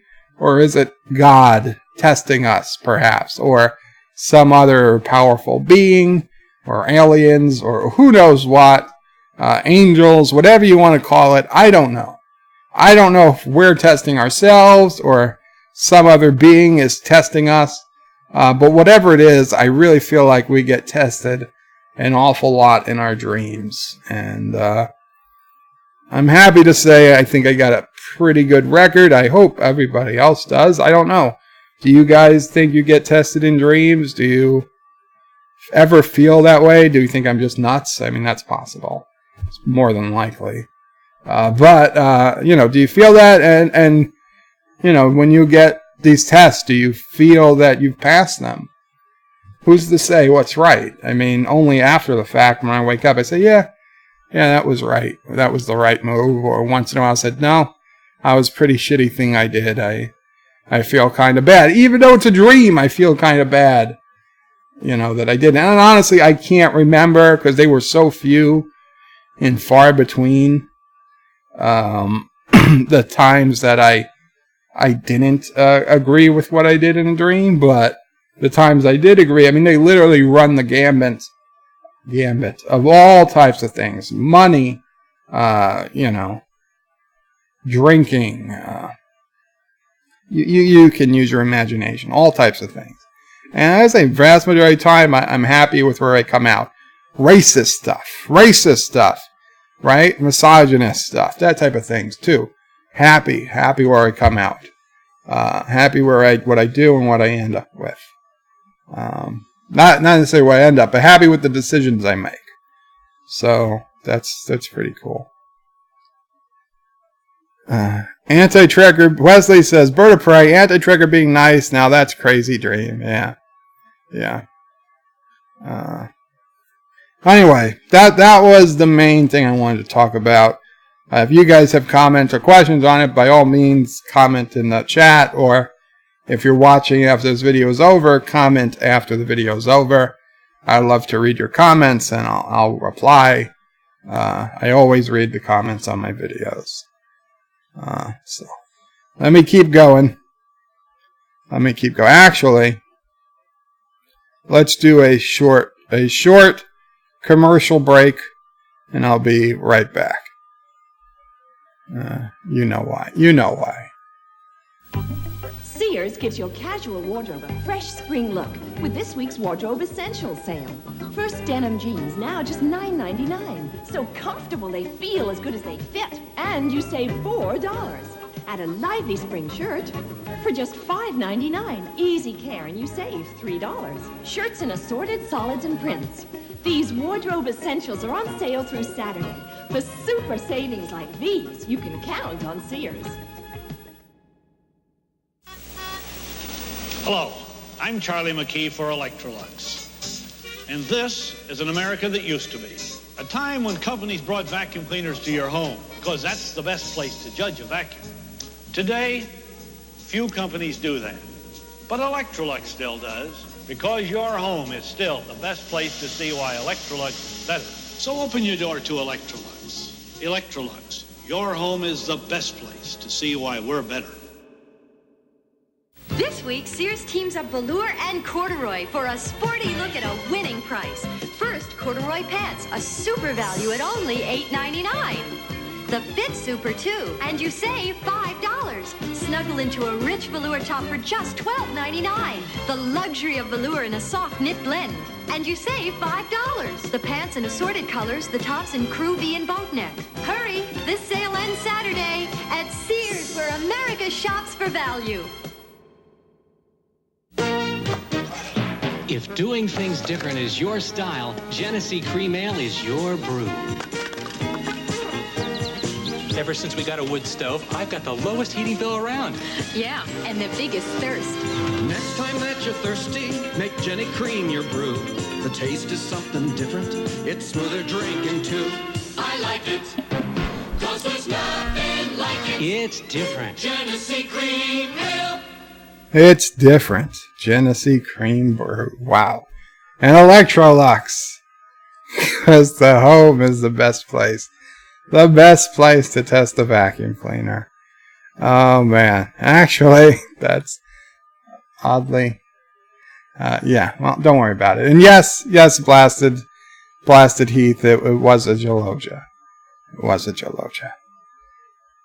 Okay, so let's see. Back to the comments. Alexander wants me to tell the Amazon to F herself. And Alexander says, Mr. Miles, show me how to do a montage. And Thomas says it's left New Jersey at 10 a.m. The package. And Wesley says, yes, the pipelines. Tigi says, Alexander, have you ever studied Serge Elistine, comrade? He invented the montage. Thomas Bud says, I got ejected from a drop pod. I got killed. I got killed like 7 or 8 times. I lived about 3 times, but each time the landing pod was destroyed.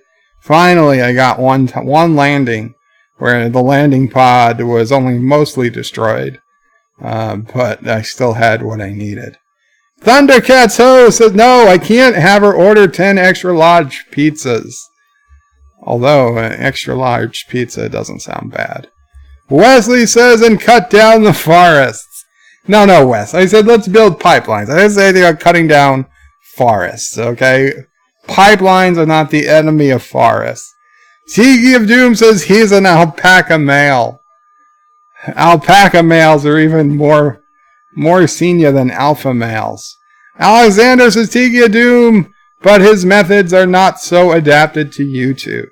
Life with Matthew says, oh my goodness, Trump is Grimlock. Small hands, big mouth. No, I'm Grimlock. But you might have it. It's like Grimlock is an orange. Azine says, bird of prey. Yes, I had to activate. And it's all gone. It's all gone. I had to activate. I had to activate the parachute manually early. How do you do that? I was looking online. How do you activate the parachute manually? Nobody said how to do it. They said it wasn't possible. It took ages to drift down, got there intact, and all the more pity when it crashed and I had to grind it down. Lol. Yes. Well, I wish I knew how to activate the parachute. Azine, if you're still here, is there a key? Orville Nation's in the house. Says, hey, Bird of Prey. Welcome, Orville Nation. And there's Rock Solid Production. And Cinnabon says, K opens the parachute. Well, wow. That would have helped me immensely. But I was Googling it. Nobody was saying K opens the parachute. They said, oh, it's not possible to open the parachute early. Bastards.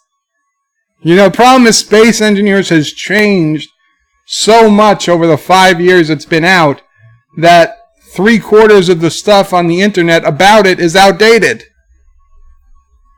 Which really makes looking up things really hard. Fizbin was in DS9, says Thomas. Was it? Alexander says, life with Matthew Grimlock never done a... Well, neither did Trump. Blasted Health... Blasted Health. Not Health. Heath. Blasted Heath. I'm imagining an L. Blasted Heath. My UFO dreams often coincide with nuclear disasters. How many nuclear disasters have there been that you have UFO dreams coinciding with them? Mr. Miles says, Thomas Potts, maybe DS9 has Fizbin. I don't recall, but TOS says Fizbin. Thomas says he spelled it wrong. Tiki says, nice anti-tracker, so mirror anti-tracker. Very true. Probably was. Mr. Miles says, Thomas... I don't know. Thomas Bot says, so you dream about anti-tracker. Kind of freaky. I knew somebody was going to have that takeaway. Mr. Miles says, Thomas, I'm looking for it up. Yes, it seems Quark knew how to play. Mr. Miles says, I wonder how they square that circle. Live with Matthew says, Alexander, compared to Hillary selling uranium to Russia, though, Clinton Foundation, Obama's hot mic accident, I'm surprised how much the left pretends they dislike Russia. Mr. Miles says, Thomas, my first thought was there was some drink on DS9 called Fizbin. Thomas puts in a memory alpha link to Fizbin. Very cool. Let's see. I'm not going to bring it up, but I'm just curious. Fizbin was the name of a card game said to originate from Beta Antarius 6 or 4. Beta Antarius 4, despite Spock's protest to the contrary. James T. Kirk invented the game to free himself, his first officer Spock, and his chief medical officer Leonard McCoy from captivity at the hands of Lotians, who had mimicked early 20th century Earth-style gangsters. In 2373, Quark offered to teach the game to Odo in DS9 The Ascent. Well, that's kind of weird. Why would Quark know what it was? Seems like a canonical error. Alexander says, life with Matthew, I hate the Clintons, but the uranium history was a bad joke. Mike Richards says, a soul chin Fizbin. Blasted Heath says, that wasn't a dream, sounds more like a vision quest. It's possible. Rock Solid Productions. Welcome back, Rock Solid. Not back. You've been here a lot. Welcome to the stream. Don't forget, people, smash that like button, share via social, set chat to live. Don't forget to turn mic on and camera on before streaming. Donate if you can. And down with Kyrgyzstan. Yes, if Kyrgyzstan ever comes to be, certainly down with Kyrgyzstan. Mr. Miles' bird dreams about anti-tracker. That's what I'm going to walk away with. Such a bastard. Mr. Miles' bird of prey. People don't have to have behind camera for them to work. People don't have to be behind camera for them to work. We have a lot more cameras in general, not just in our pockets. Yes, Mr. Miles, but generally, like all my house cameras are not pointed up at the sky. Mr. Miles says bird of prey security cameras, drones, dash cams, and so on. And he also says they don't need to remember. That is true. Of course, we get quite a few UFOs caught on dash cams, but because they're not center of the camera and they're not the intended purpose to be seen, they look pretty bad and they're often considered fake. Mr. Lundell says we don't have better pictures because the pictures were faked in the first place and those fakes are far more easier to detect. Mike Richards says Jebel Zort? Lightwood Matthew says, Alexander, you sure about that? Even the New York Times noted that the odd timing of the uranium sale and the funds that were funneled through the Clinton Foundation. Mike Richards says, take us to your... Never mind. Daniel's Hot Topics says, bird of prey. People see things in the sky a lot. Those are either experimental planes using reverse-engineered alien tech or aliens themselves visiting Earth. I agree, Daniel. I agree. Thomas says Hillary sold children and uranium to Kuroga. Kuroga is in the market for uranium, by the way. If anybody has any in space engineers, you could bring it on. Bring it on down. Blasted Heath says I'd be too flabbergasted to get a camera. Absolutely. Like, if you think this is really happening, you're not going to get a camera. Mr. Miles' bird of prey. I'm pretty hardcore skeptic when it comes to, well, most things. But there was an interview on Joe Rogan did with Bob Lazar that makes me wonder. Bob Lazar certainly makes a lot of people wonder. Thomas says, when I was on vacation, saw a bear in the wild, I didn't think to grab a camera. Oh, there you go. Mr. Miles says, Thomas, but a bear photo will get you internet famous.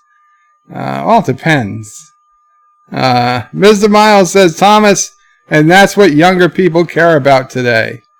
Yeah, but not just younger people, okay? No matter your age, you'd love to be the person that captures a real UFO on camera. But you're just not thinking about it. No, you don't want to capture the real UFO on camera? But if you saw one, if it was already foregone that you saw one, wouldn't you want to have proof of it? I want proof, but I don't know if I want to share it. You wouldn't share it? Wow, Mama Prey says she'd keep the proof secret.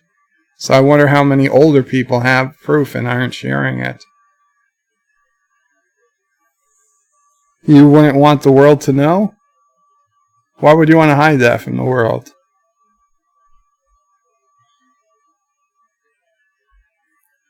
I'm not sure why. I think Mama Prey might be an alien. If I am, then so are you. I might be an alien too. No, Sassy says. Sassy says we're human. How do we know she's not the alien? Thomas says if only if it was Yogi Bear. He'd only take a picture if it was Yogi Bear. Mr. Miles says bird of prey this generation would think about taking a selfie with the spacecraft. I do think they remember this is all they focus on, selfies. I think it's different. Mr. Miles says the age of selfies. And Mr. Miles says if dreams are your test, it's your own test. Subconscious, maybe. Could be. Mr. Mouse says because all they care about is themselves. Wesley says bird of prey, anti-trigger being nice. Now that is a crazy dream. Blasted Heath says my dreams my dreams test me by asking what would I do if I was surrounded by zombies. Well, you see, that's actually a good question. Like, what would you do? Would you just throw yourself into the horde? Figured it's not worth fighting? Would you try to escape? Would you kill another living human trying to rescue yourself? I mean, those are serious moral questions, dilemmas. Yeah. Thomas says, I rarely remember dreams. Mr. Miles says, Thomas, is something you have to work at. It's a skill more than anything. I don't know. I mean, I tend to remember dreams, but I don't know. I think I remember more dreams than most people, but there are certainly some dreams I don't want to remember. Thomas says, so everyone leave a comment after the video. That actually would be helpful. Wesley says, bird of prey, I have a lot of dreams where I can fly, but I fear heights. You know, Wes, I've never had a dream where I could fly, and I'm kind of pissed. I hear it's a pretty common dream where people say they could fly. Never had. I mean, I've had dreams where I'm on planes, and the planes always crash. It's gotten to the point that if I'm on a crashing plane, I start to say, oh, I know what this is. It's a dream. And then I realize it's just a dream. It's so ridiculous. I mean, it's not like a nosedive into the ground crash. It's like we're getting way too low too fast, and like, hey, I know that we're not supposed to be looking up at the roofs of buildings at this point in the flight. You know, we still have 3 hours to go before we get to California. We should be well above the tops of buildings.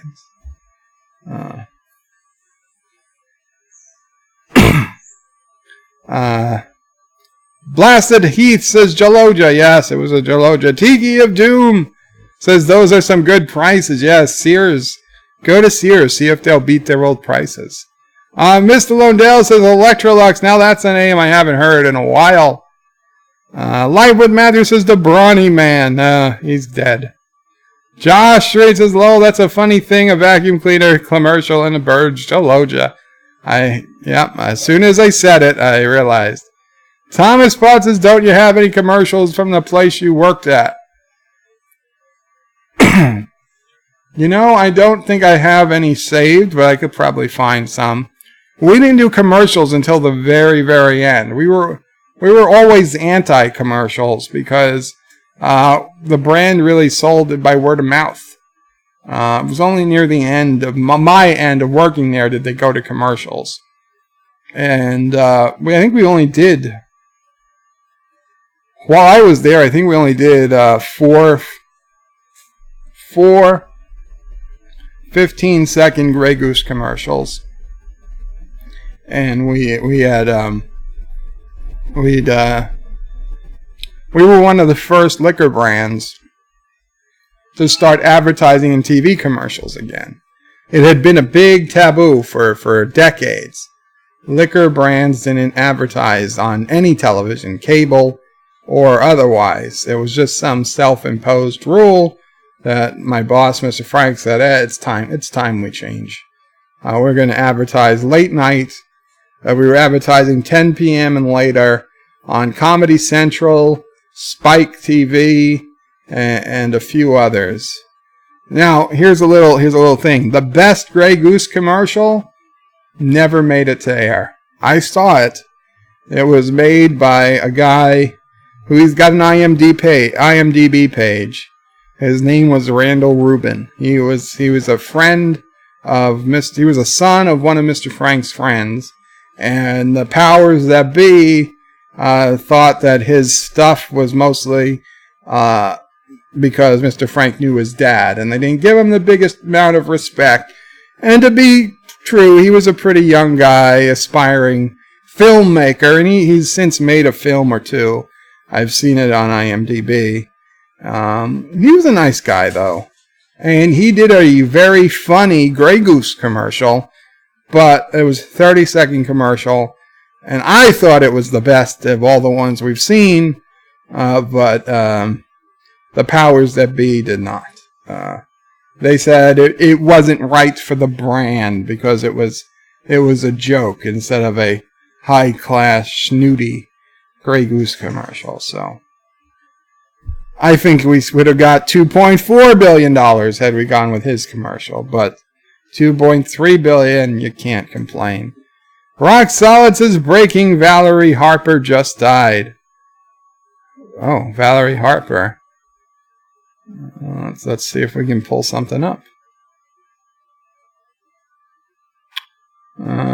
Valerie Harper was an American. It's amazing how quickly Wikipedia updates. Was an American actress. She began her career as a dancer on Broadway, making her debut in the musical Take Me Along in 1959. Harper is best remembered for a role as Rhoda Morgenstein on The Mary Tyler Moore Show and its spin-off Rhoda. Huh? Rhoda? R-N-O-D-A? Oh, wow. One time they use R-H, and one time they use R-N. Oh, my eyes are bad. I don't know. In the 1970s. She was 80 years old, lived in Suffern, New York. Suffern, where the suffrage movement began. Well, that's sad. Orville Nation says, hey, Bird of Prey, welcome, Orville Nation. Thank you, Rock Solid, for the breaking news. Mr. Lundell says they caught Joe Biden. They caught Joe Biden. What did they caught? They caught Joe Biden telling an untrue war story. Really? Mama Praise knew about it, apparently. Josh, he says Thomas Allbird has to do is show the commercial for The Godfather. Well, that would probably be a DMCA complaint. Thomas says Speed Mod is becoming a worse enemy than trees. And Cinnabon says K is parachute open. Thank you, Cinnabon. Azine says Bird of Prey, it's the K menu. Thank you, Azine. Cinnabon says no K menu, then... Oh, no, K, menu, then parachute, click open. Gotcha. Thomas says, Cinnabon, I asked a question on Skype. Mr. Miles says, Bird of Prey about the pipelines. I live in California, and we get a ton of free sunlight. I'm all for solar energy, and I'm only speaking for Californians. Also, if you ever don't think it's dirty fuel, well... It's a finite, and once it's used, it's gone. Actually, Mr. Miles, I'm not sure it's as finite as we think. Many a well, which we had previously thought was empty and capped, when they went back years later, when gas prices got super high and oil prices got super high, you remember when Obama was president?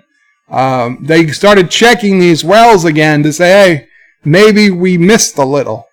And in many cases, they came to the wells had refilled. Not fully, but a significant percentage were refilled.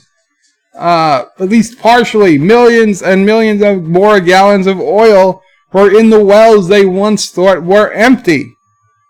I'm not saying oil is continuously made, but there is a lot more oil than we think. I mean, in my own lifetime, hell, in 10 years, we went from Saudi Arabia having the most oil to Canada having the most oil to the United States having the most oil. They're finding oil all the time. Yes, I agree. One day we will be pumping more oil than we can keep up with, possibly. But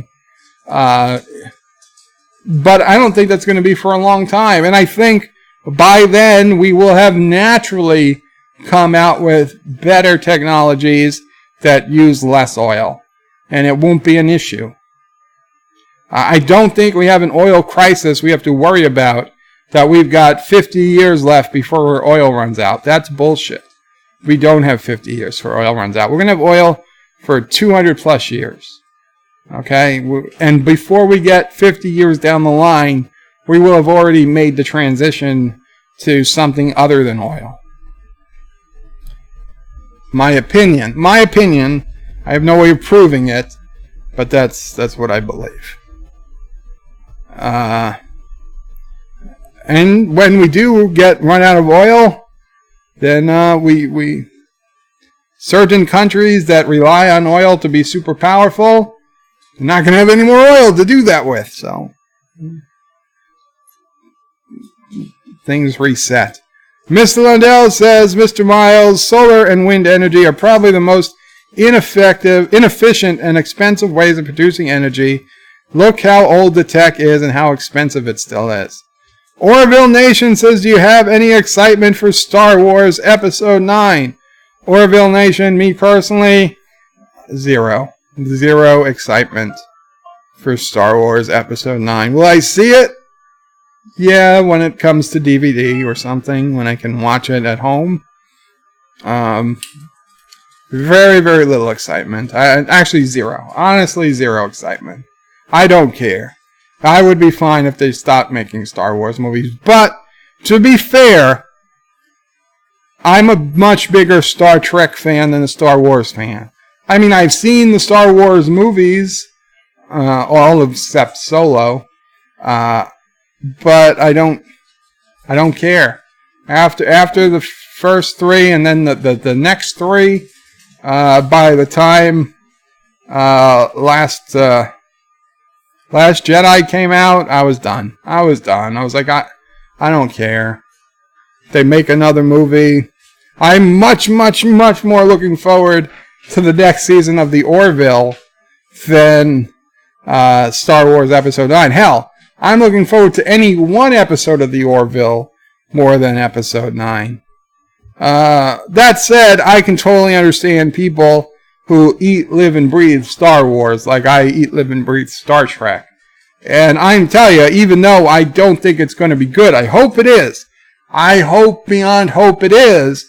I am looking more forward to Star Trek Picard and even Star Trek Discovery Season 3, God help us all, than I am looking forward to Star Wars Episode 9. Mr. Miles says, Mr. Lundell, groovy movies. That was true for old solar technology. It's far more efficient today, as there are several forms of solar. Old school was using it to hit liquid in pipes to produce energy. I think he means solar panels, which have always just converted sunlight to electricity. Now, I know they've got the mirrored solar, which focuses sunlight on like a tank in the middle, and it converts boiling water into steam and drives turbines. That's interesting, but you can't live off a grid where you only generate power when the sun is out. The sun is not constant enough to generate power for an entire nation. You can't build a power grid off of solar power or wind power. Because solar panel is ineffective half the day, and wind power can be ineffective at any point in time. It could just slow down or stop. They're okay to have a little extra. You know, if you want to put solar panels on your house to offset the cost of your electricity, go for it. I mean, I don't. I think it gives you cancer. But other people, if you want to do that, you know, that's fine. But you're not going to run New York City off of solar panels. And you're not going to run New York City off of wind. You're going to need coal or nuclear power plants. That's just the way it is, or natural gas.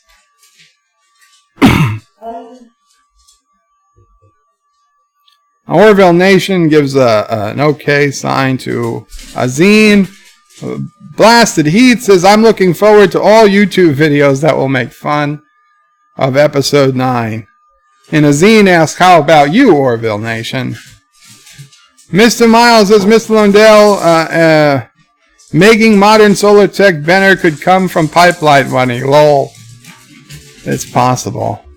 Wesley says, Bird of Prey, I will sell Karoga illegal uranium for 20,000 space bucks. Illegal uranium, hey?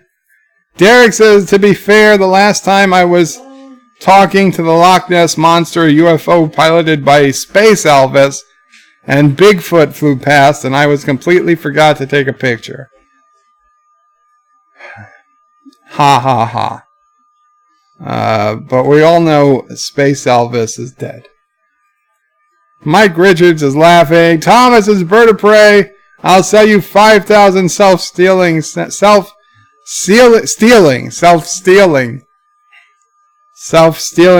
bolts for 20,000. Well, if they're self-stealing, I don't want them. Wesley says Bird of Prey is an alien, confirmed. Josh Street says, Bird, that dream was how Mama Prey brought you with her to Earth. Mr. Lundell says, Bird of Prey, I think you should look up an old television show named The Invaders, then take into consideration what Mama Prey was saying. I'll have to see. Although, to be honest, I don't know. Mr. Lundell says, I think you should... Oh, I just read that. Or I always do that. I always go back to the one I just read. Orville Nation says, Azine, it would be good if it would be good, but I'm very guarded. Honestly, I wish it would be good, but I'm very guarded against Star Wars Episode 9. Honestly, I think they should reshoot Episode 8 first. It has about as much chance as happening as reshooting Season 8 of Game of Thrones. Mr. Biles says, Bird of Prey, mostly dream about editing now. One, for example, I had a horrible mistake and I noticed that Anti-Tracker uploaded before I noticed. You know, it's weird. When I'm like totally involved in something, I totally do dream. I mean, when I was coding, I was dreaming in code. Like there was a TV commercial. I hired him when he said he dreamed in code. Well, that commercial would never happen today because that guy was a straight white male. So you wouldn't have him on a commercial being hired anyway. And second, if you're dreaming in code, you might not be that well balanced. I probably wouldn't volunteer to an employer I dreamed in code. Because if I was doing the interview, I don't know that I want to hear that from somebody. I wouldn't ask about your dreams to begin with. So don't volunteer that info. But yes, I've dreamed in code. I've dreamed in video games. When I first started City Skylines and I was playing it all the time, I dreamed in City Skylines. I dreamed in Simpsons. I dreamed Simpsons episodes. The first cartoon dream I ever had. I remember where I was. I was in the living room of the old house that Mama Prey was talking about last week that I had taken the couch from. I was on that couch. The living room, it had blue carpet. Mama Prey was vacuuming. And I was dozing off on the couch. And I had a dream of the Flintstones. I was dreaming of Flintstones episode in my mind. It was pretty cool. I was a kid. I clearly remember my Flintstones dream. And all people would say, you can't dream in animation, bullshit. And I got a good friend from college to this day. Well, I haven't talked to him in many years, but well above our college years. You know, even when I was 25 or 26, maybe even 30, he would say, you can't read in your dreams. He's like, nobody can read in their dreams. I'm like, yes, I can. I've read in my dreams many times. He's like, no, you didn't. It's impossible. And I'm like, no, I do it. I do it a lot. He doesn't believe me. I can't prove it to him, but I'm telling you guys, I can read in my dreams. I don't think it's that hard. I didn't think people wouldn't be able to read. I mean, you go to a dream and you you're walking down the sidewalk and you see a store that says, candy store. Like, oh, candy store, I'm going to go in. How did you know to go in? You read the candy store. And he doesn't believe me. It's very hard to talk about dreams because so many people have such different experiences. And in my experience, many people refuse to accept just how different other people's experiences were. Mr. Miles says, but I also had dreams where an idea came to me and I had to write it down as soon as I woke up. Yes, I've had that issue where you've had something comes to you and you have to write it down immediately. Because I've thought about it, like, oh, this is such a great idea. There's no way I'll forget about it come morning. And I go back to sleep. And then morning happens. I'm like, shit. I know I dreamed about something really cool. And it's gone. It is gone. Gone forever. It never comes back. Mr. Miles is still about editing, though. Well, that's good, Mr. Miles. Thomas says, how have to go to work doing fracking overtime. See you all on Anti-Trekker. Take care, Thomas. Hope you get paid for it. Mr. Miles, to see you, Thomas. Mr. Miles is yelling first. Of course. Wesley says, bird of prey, you even crash planes in your dreams. No, I'm never flying. I'm never flying. Azine says, Orville Nation, I know what you mean. Feeling lots of plot points and The Last Jedi will be retconned. Blasted Heath says, Sears models in pastel clothes are strangely attractive. I know. Isn't that weird? It's like, yeah, show me more of those pants. I was like, what? Hi, yes, Sassy. Mr. Miles says, Wesley, I've crashed cars in dreams. It's horrifying. Wow. I've been in car crashes in dreams. It is pretty horrifying. Azine says, bye to Thomas. Mr. Miles says, some of the worst nightmares I ever had. I'm kind of thankful. The number of true nightmares I've had in dreams, and number of nightmares I've had in real life are pretty high. But number of nightmares I've had in dreams, relatively low. I will say, and I've said this before, I don't consider it a nightmare. But there have been times, and not often, but regularly, where I wake up so tired and so drained from a dream, I don't remember the specifics, but I swear to you, and Mr. Miles says it was a dream. It's a dream, but in the dream I'm fighting a demon, and it is more than a dream. And it drains me. You wake up drained, and sometimes the fight lasts multiple nights, and it can ruin your week. You literally wake up so weak and tired mentally from this fight. But, hey, it's good that you fight, because I don't know what would happen if you didn't. Mike Richards crashed his alpaca. Sorry about that, Mike Richards. I hope the alpaca is okay. Miss Londell says, Valerie Harper, a.k.a. Rhoda. Orville Nations, this is Eden. Just thought of what you said. It's like listening to someone's fingernails on a chalkboard. Ouch. Blasted Heath says Rhoda died. Oh no. Excuse me. Josh Street says bird crashed his alpaca again. Yes, Mama Pray. Speaking of crashes. Did you ever tell them the story of the crash on the corner where you and a whole bunch of other people went to the pub? No. Do you want to tell them? No. I don't remember it. You don't remember? I honestly don't. I remember you telling me, and now I don't remember. I don't remember anything to say details. I honestly don't.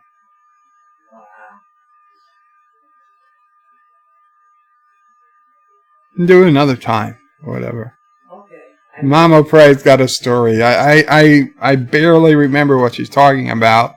I remember enough to remember, yes, it happened, but the details I have lost. Okay. Yes, sure. Okay, I'm not putting on my mask. No, you don't have to put on your mask. Just Okay. Just come over here. Where? How far? You can keep coming. Like, my hand is off camera. Okay? Good. Okay. Good evening, all. I thought I'd be formal tonight. No, seriously. This is a short story. Joe must have been about, I don't know, 18 or 19.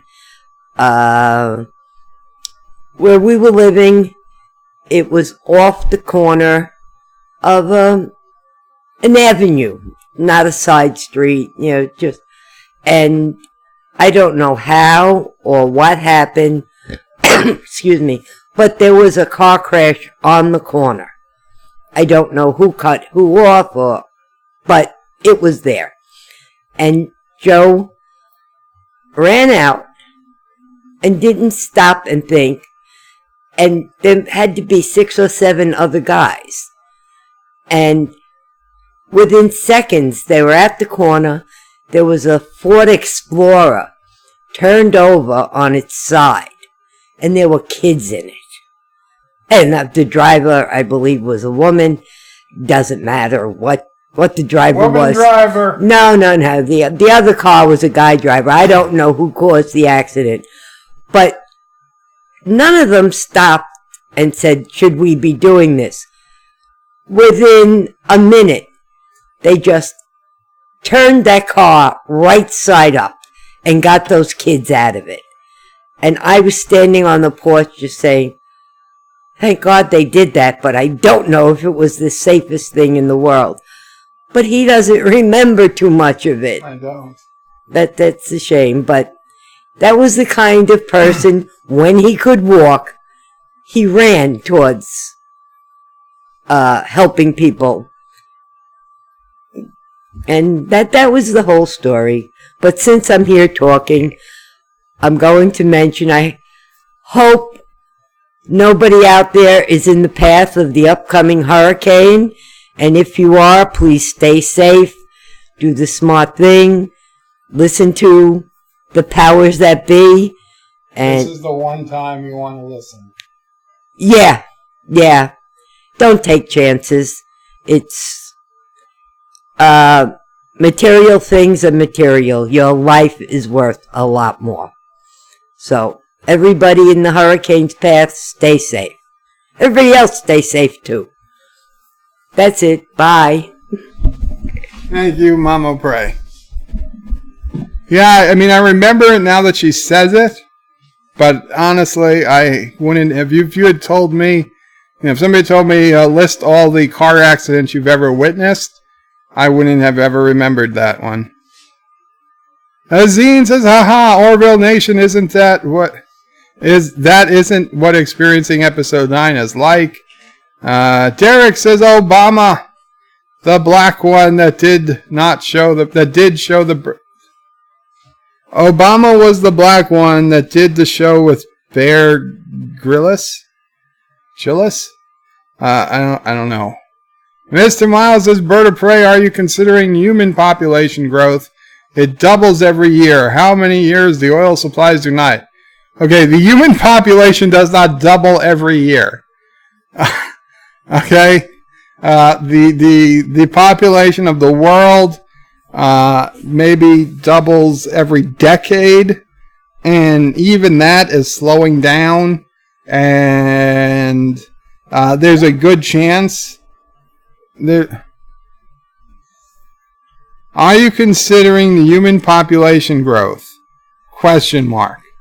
It doubles every ... how many years? Oil supplies do not. Okay, so you didn't say it doubles every year. But it doubles like maybe a decade, but it's not a constant doubling. It's not going to double for the next 4 decades. It is already slowing down. And there is a point in, if not our lifetimes, then our children's lifetimes, for those who have kids, where the population of the earth will in all likelihood naturally decline. Okay? We're going to hit peak population of around 9 billion and then it's gonna start to start going down, because as more people leave the poverty of the third world, the birth rate tremendously drops. Right? Americans and Western Europeans and China, most of Asia, they are not having more babies than people are dying. They're not having enough babies to replace the people that are going to die. Okay, the United States has only been having a population increase because of all the people we let in, legal and otherwise. If it wasn't for importing people, the United States' population, Western Europe's population, would have been falling for decades. Okay, and as frankly, as wealth expands around the world and people get pulled out of poverty, having 10 kids happens less frequently. And the norm becomes to have 1 or 2 kids at best. So if 2 kids maintains a stable population, probably not even. Probably you need more than 2, because statistically some people are going to die before they reach adulthood. And a lot of people have 1 or no kids. There's a tremendous amount of people having 0 kids these days, and they don't plan on ever having kids. That is way offsetting the population gain. So yeah, it's not something, and frankly, the people who are having the most kids can't afford the oil anyway, so it's not going to them. I am sorry, Derek, if I misread yours. I see you retracted some. Mr. Londell says there's a theory set forth by an astronaut that fossil fuel was made during the Big Bang, and there is far more than we could ever realize. You know, it's things like that that are just completely ignored. Now, I'm not saying that's true, but mainstream science wouldn't even consider it. Derek says fossil fuels are dinosaur poop. Well, they're not really dinosaurs. I mean, we'd like to say that, but you don't have to be 65 million years old to be oil. Most of it is probably from oil, from life in the oceans that has just compacted over the years. Mr. Miles says solar isn't expensive anymore either. If that was true, you'd not see so many solar panels on homes. Sure, it seems like the free market supports solar here, suggesting it's not all that expensive. No, the solar panels on homes is because of a combination of tax breaks, which is not free market. In fact, it's government interventionism. There would not be a single solar panel on a home if not for the tax breaks. And 2, because of a bullcrap scheme where power companies have to pay to the person the same amount they charge that person for electricity. So if they charge me 10 cents a kilowatt hour to use electricity, they have to pay me 10 cents a kilowatt hour when I put electricity back on the grid. Now, that's, again, a law passed by the solar panel lobby decades ago, and it's making a lot of money for people who have solar panels. It is not going to be the law forever. As more people get solar panels, that law is going to have to change, because they're just not going to be able to afford it. And it's a stupid thing, right? If I go to a supermarket and I buy a can of Coke for $1, okay, then I buy the can of Coke for $1. If I go back to the supermarket with 2 cans of Coke and I tell the supermarket, give me $2, they're gonna laugh at me. They're gonna say, F you, I'm not giving you $2. I'm like, why? You sold me this can of Coke for $1. Why won't you give me $2 for 2 cans of Coke? They're like, idiot, we need to make money. We didn't pay $1 for that can of Coke. We paid, 50 cents. So I'll give you $1 for 2 Cokes. I'm like, no, I paid 2. Well, that's the way the world works. And they're like, yeah. No, solar panels are artificially crept up from bad government policies and stupid laws. I like the idea of solar panels, but they would not be affordable in the real world if not for tax breaks in this scheme that's law as to how you have to pay people back for putting power on the grid. Especially during the day when they don't need more power most of the time. Josh reads says, Derek, fossil fuels plants are dead fish poop. Derek says solar is poop here in Northern Ireland. It rains all the time. Mr. Miles says bird never heard of battery, I guess. They don't okay, if you're gonna do batteries, you're not gonna have batteries that can hold enough power for New York City. And if you do make batteries, the toxic chemicals in a battery almost eliminate, if not completely eliminate, all the carbon savings from having solar panels to begin with. Because the battery doesn't last forever. The battery lasts for a very short time. So you've got to go through lots of batteries over the lifetime of the solar panel. Every one of those batteries have to be assembled. They have to be shipped. They have to be recycled. And then those things take a lot of power to recycle, to make safe. And then you're going to have pollutants and more garbage that's added to landfills. And it's all going to break down into methane and other things over the years, where you're probably better off just burning the goddamn carbon. Mr. Mouse says there's also hydropower. Yes, but a lot of people hate hydropower because hydropower kills fish. I went to school for engineering. At my graduation day, they had a speaker. I don't know who this clown was. The school got a speaker, and he was, first off, the valedictorian, I wanted to smack her good. Because she's like, oh, I got a 4.0 in organic chemistry, notorious among undergrads as the most difficult class in school. I was like, no, B word. No, it's not notorious as the most difficult class. It's the most difficult class for an art major that has to take it. It's not the most difficult class if you're in mathematics, engineering, or physics, or computer science. Okay? You would cry.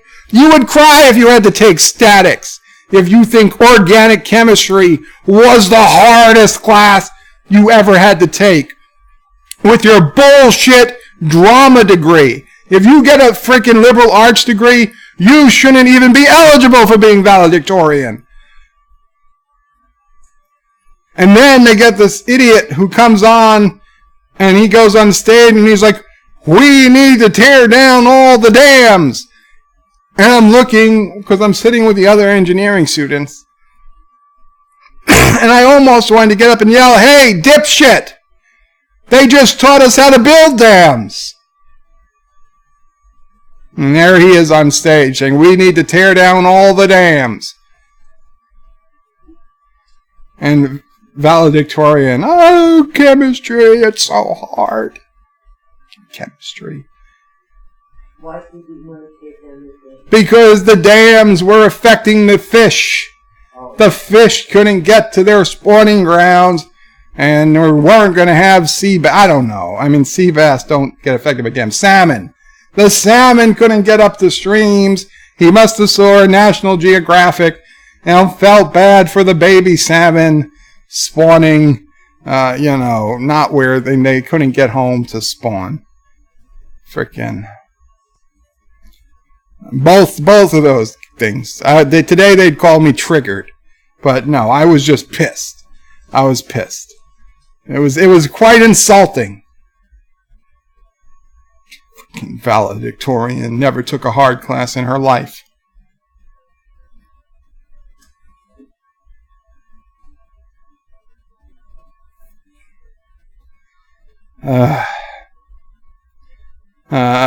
Mr. Miles says it powers all of Las Vegas, hydropower.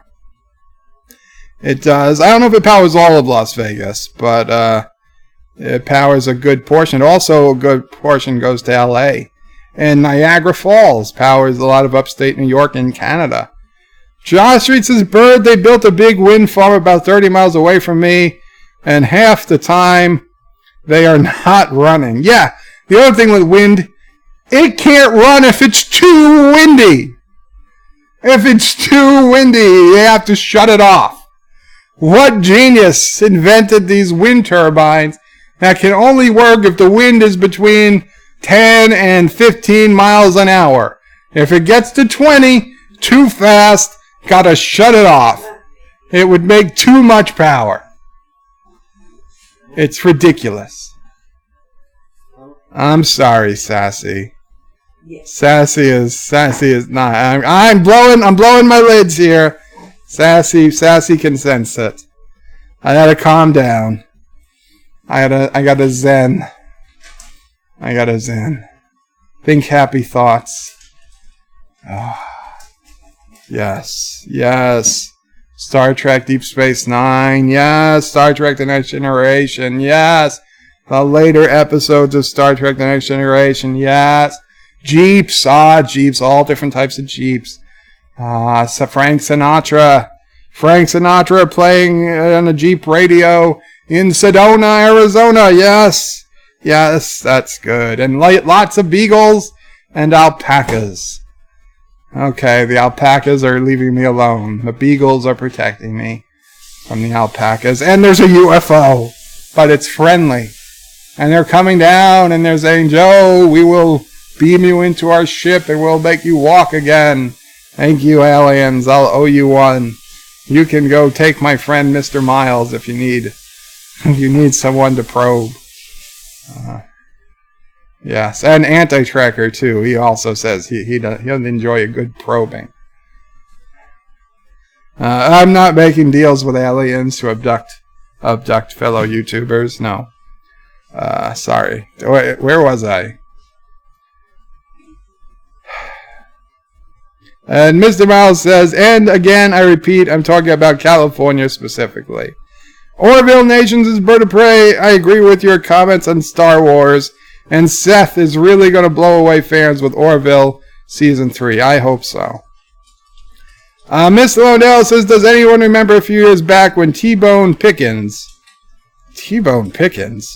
tried to build a windmill farm in West Texas? It was an epic failure. Blasted Heat says, I still dream of Skyrim. The music, the atmosphere, skooma.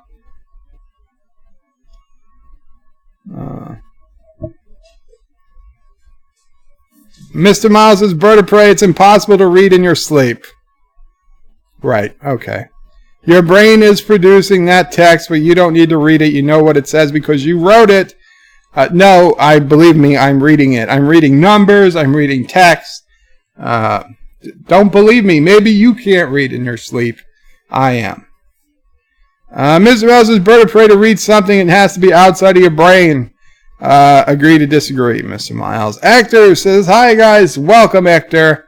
Hector says, having to work to live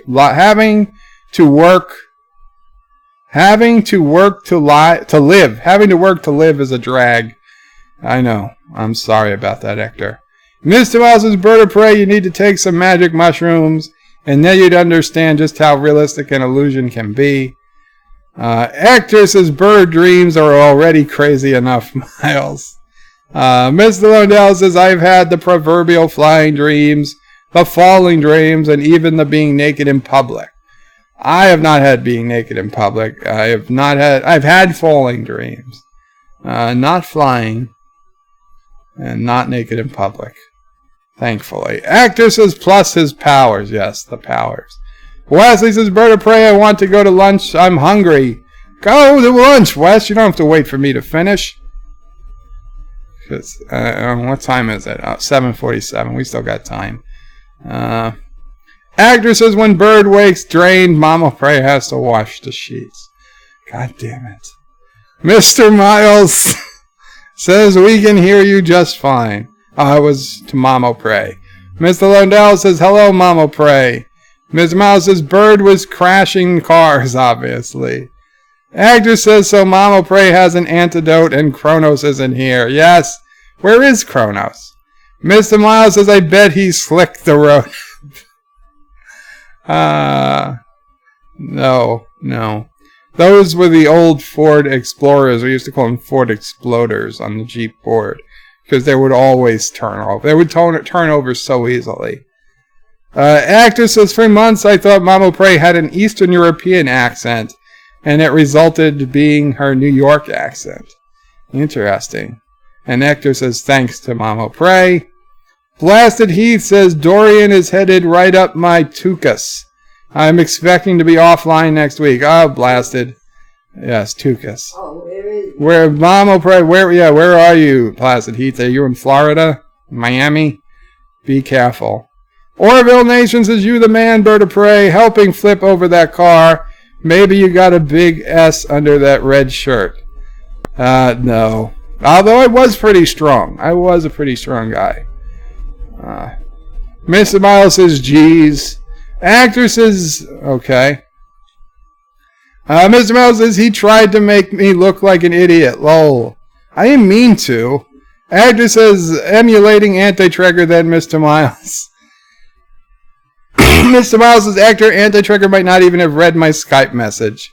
Bird at least did right away. Mr. Miles says, Bird, you awfully sure about how population growth is going to turn out. Things must look different from that tower of intellect. Yeah, it does. It does look different. And then he corrects your. Mr. Miles says, don't worry. I would not have called you out on your, Mr. Miles. I know the correct your if somebody asks which is the right one to use. But I put the wrong one in all the time. The brain knows, but the hands, they just don't care. Mr. Miles says, there would not have been a single solar panel on a home if not for the tax breaks. Yep.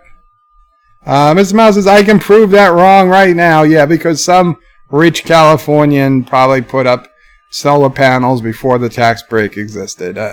You know what I'm talking about, Mr. Miles. Actor says, in my country, we don't have tax breaks on solar. Even then, you see panels. Actor says, solar panel lobby. Yes. Mr. Miles says, yeah, the solar panel lobby is running things while Trump is in office. Uh-huh. Actor says solar panel efficiency has gone up every year and electricity costs too. Mr. Miles' Bird of Prey, China mass produces solar panels. They are very affordable. And it's less than $1 per watt in solar panels. And from China. Actor says that no tax breaks would have when you buy them in the rest of the world. Mr. Miles says no U.S. tax breaks helping them. State tax breaks here. Federal, but there are state. Mr. Miles says we're on the same page, Actor. Trump just wants to help China, obviously. And Mr. Miles is laughing. Actor says batteries and longevity are a problem, though. Yes. Miss Lundell says, I'd hate to be the fellow that has to deal with the sulfuric acid in those batteries. Actor says using a sun to heat water is really popular in new houses, too. You know what I'd like to do? Because in New York and much of the country, there are weeks at a time where it's below freezing outside. I think there should be a pipe going to the roof with a fan in it, and every refrigerator should have a connection for it. For if you live in a cold climate like New York, where there's 4 seasons, or Alaska, or anywhere else, that you have a source of cold air at least part of the year, there should be a pipe that just connects to your refrigerator, and you can switch from using the compressor in the refrigerator for a quarter of the year using outside air. And you can use outside air to cool your refrigerator, and maybe just have to use the compressor minimally for the freezer, or not at all. There are weeks at a time you don't need to use the freezer at all. That would save a ton of electricity. And it's a fairly easy thing to do, I think, as an engineer. I'd love to see that. That is some, out of the box thinking. We should be doing that.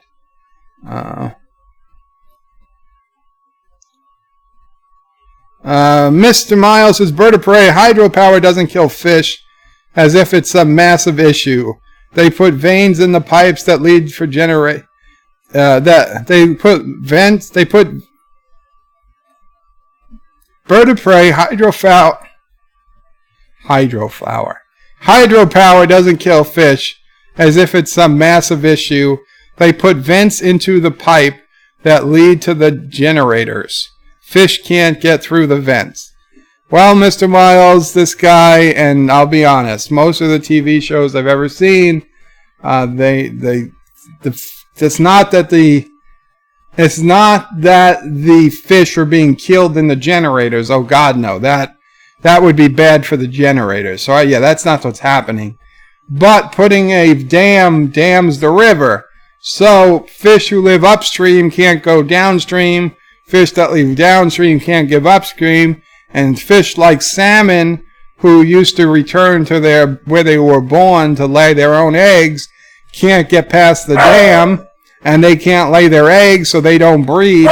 And so the salmon population, or whatever, declines tremendously. That's the problem with dams. Ms. Mouse says it's almost like they thought about it. Yeah, I'm not saying the dams kill fish directly, but they indirectly. Agnes says Karoga needs some dams. Agnes says salmon got extinct in Karoga years ago, though. Orville Nation says organic was not the hardest. Unless you filled up your college schedule with Mickey Mouse courses. Right. I mean, and that's basically what you did if you were an art major. And if you were trying to be valedictorian from the start, you would take the easiest possible courses. And, it's a shame schools don't grade, they actually use the 4.0 or the whatever. My college only had a 4.0. I know some colleges today, even when I was going to school, some colleges had a 4.2, where an A plus was a 4.2. But my college, A was the top. It was a 4.0. And they just used a straight grade point average to determine valedictorian instead of weighing the difficulty of the classes. Right? I mean, if somebody took two people took the same classes, the same 110 credits, and they both had a perfect 4.0 in those classes. But then one of those two people took a very, very difficult class and got an A minus. The valedictorian is the person who didn't take that very difficult class and got the A minus. The valedictorian is the person who took all the easy classes. The valedictorian should absolutely be the person who took that very difficult class and got an A minus plus all the classes the valedictorian took. That makes no sense, but it must be too complicated for the school to figure out who should be valedictorian, on that type of scale. So they just say, we'll just use the math.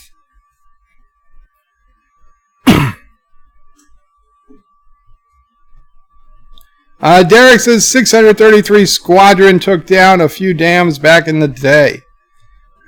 Wesley says, what is Bird talking about? I don't even know.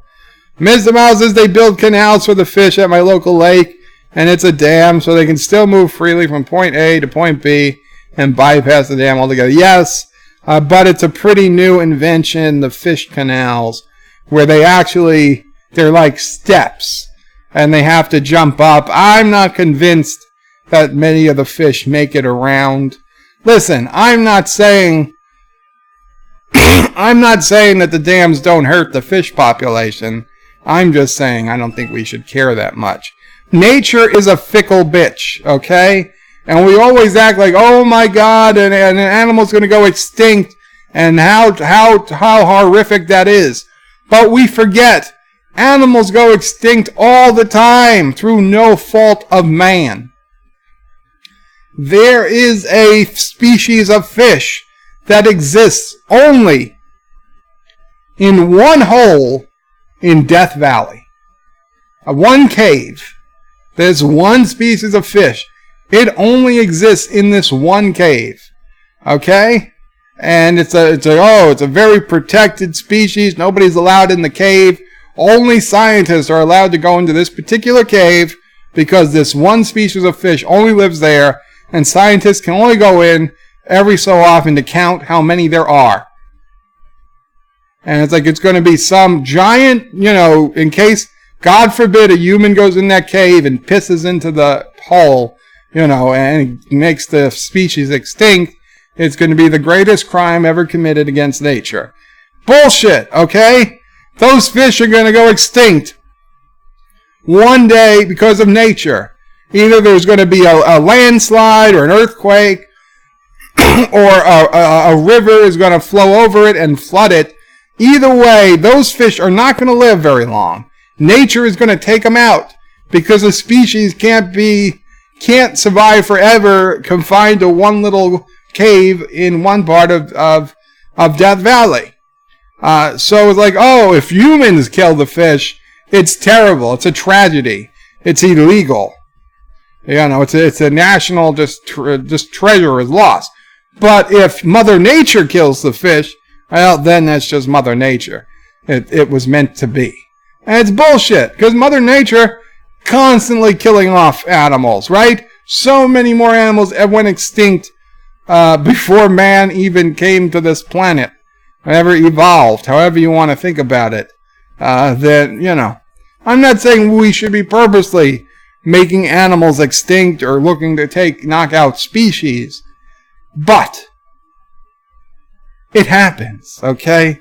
And if we can get a lot of electricity, if 10,000, 100,000, a million people can get good, clean, dependable electricity, and all it costs is some salmon, I'm sorry, but like in Deep Space Nine in the pale moonlight, I can live with that.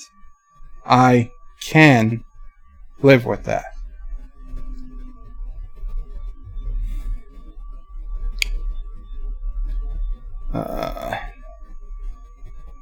Dams even.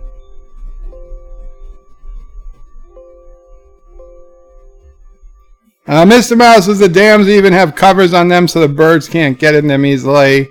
Agnes says, I hope Anti-Trigger isn't recording. Derek is laughing at Hector. We're at 8 p.m. I gotta try to wind down, guys. I gotta try to wind down. Anti-Trigger's gonna be ready to start soon. How far behind am I? 15 minutes. Okay, I gotta do some speed reading. Derek is lolling at Hector. Mike Richards says, new Anti-Trigger super chat. Mr. Miles says, bird of prey, close your eyes, imagine the words. This is just an example. You can see the letters in your mind's eye. But you won't be literally seeing them. I will grant you that, Mr. Miles. In a dream, it's different. At least in my dreams. I don't know about your dreams. In my dreams, it's different. Mr. Miles says you can't read what you can't literally see. I literally see it in my dream, Mr. Miles. Mr. Miles says you're imagining it. Agree to disagree. Literal imagination. Disagree. Mr. Miles says you're imagining you're reading. Maybe you're imagining being alive. Wesley says I believe Mr. Miles is correct. Mr. Miles says has a heart attack.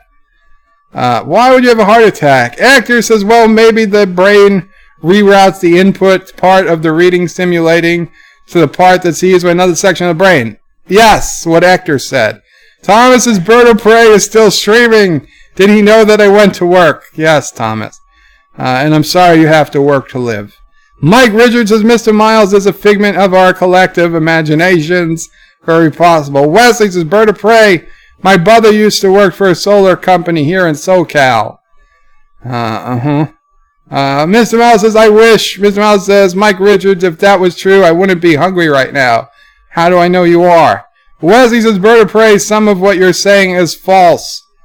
Tell me, Wes. Disagree. Where am I wrong? Thomas says, the sun is going to explode. Someone told me. Thomas says, well, bird of prey said it. Never mind. Actor says, well, the sun won't explode. It will grow to almost Earth's orbit and then contract into a red dwarf. I thought it was a white dwarf. Thomas says some lakes have most of their fish after a dam was built. Alexander with another $2 Canadian super chat. Protect the fishes. Protect the fishes. Yes, comrade, in Soviet Russia, we do not build the dams. We have to protect the fishes. I think that's how it goes.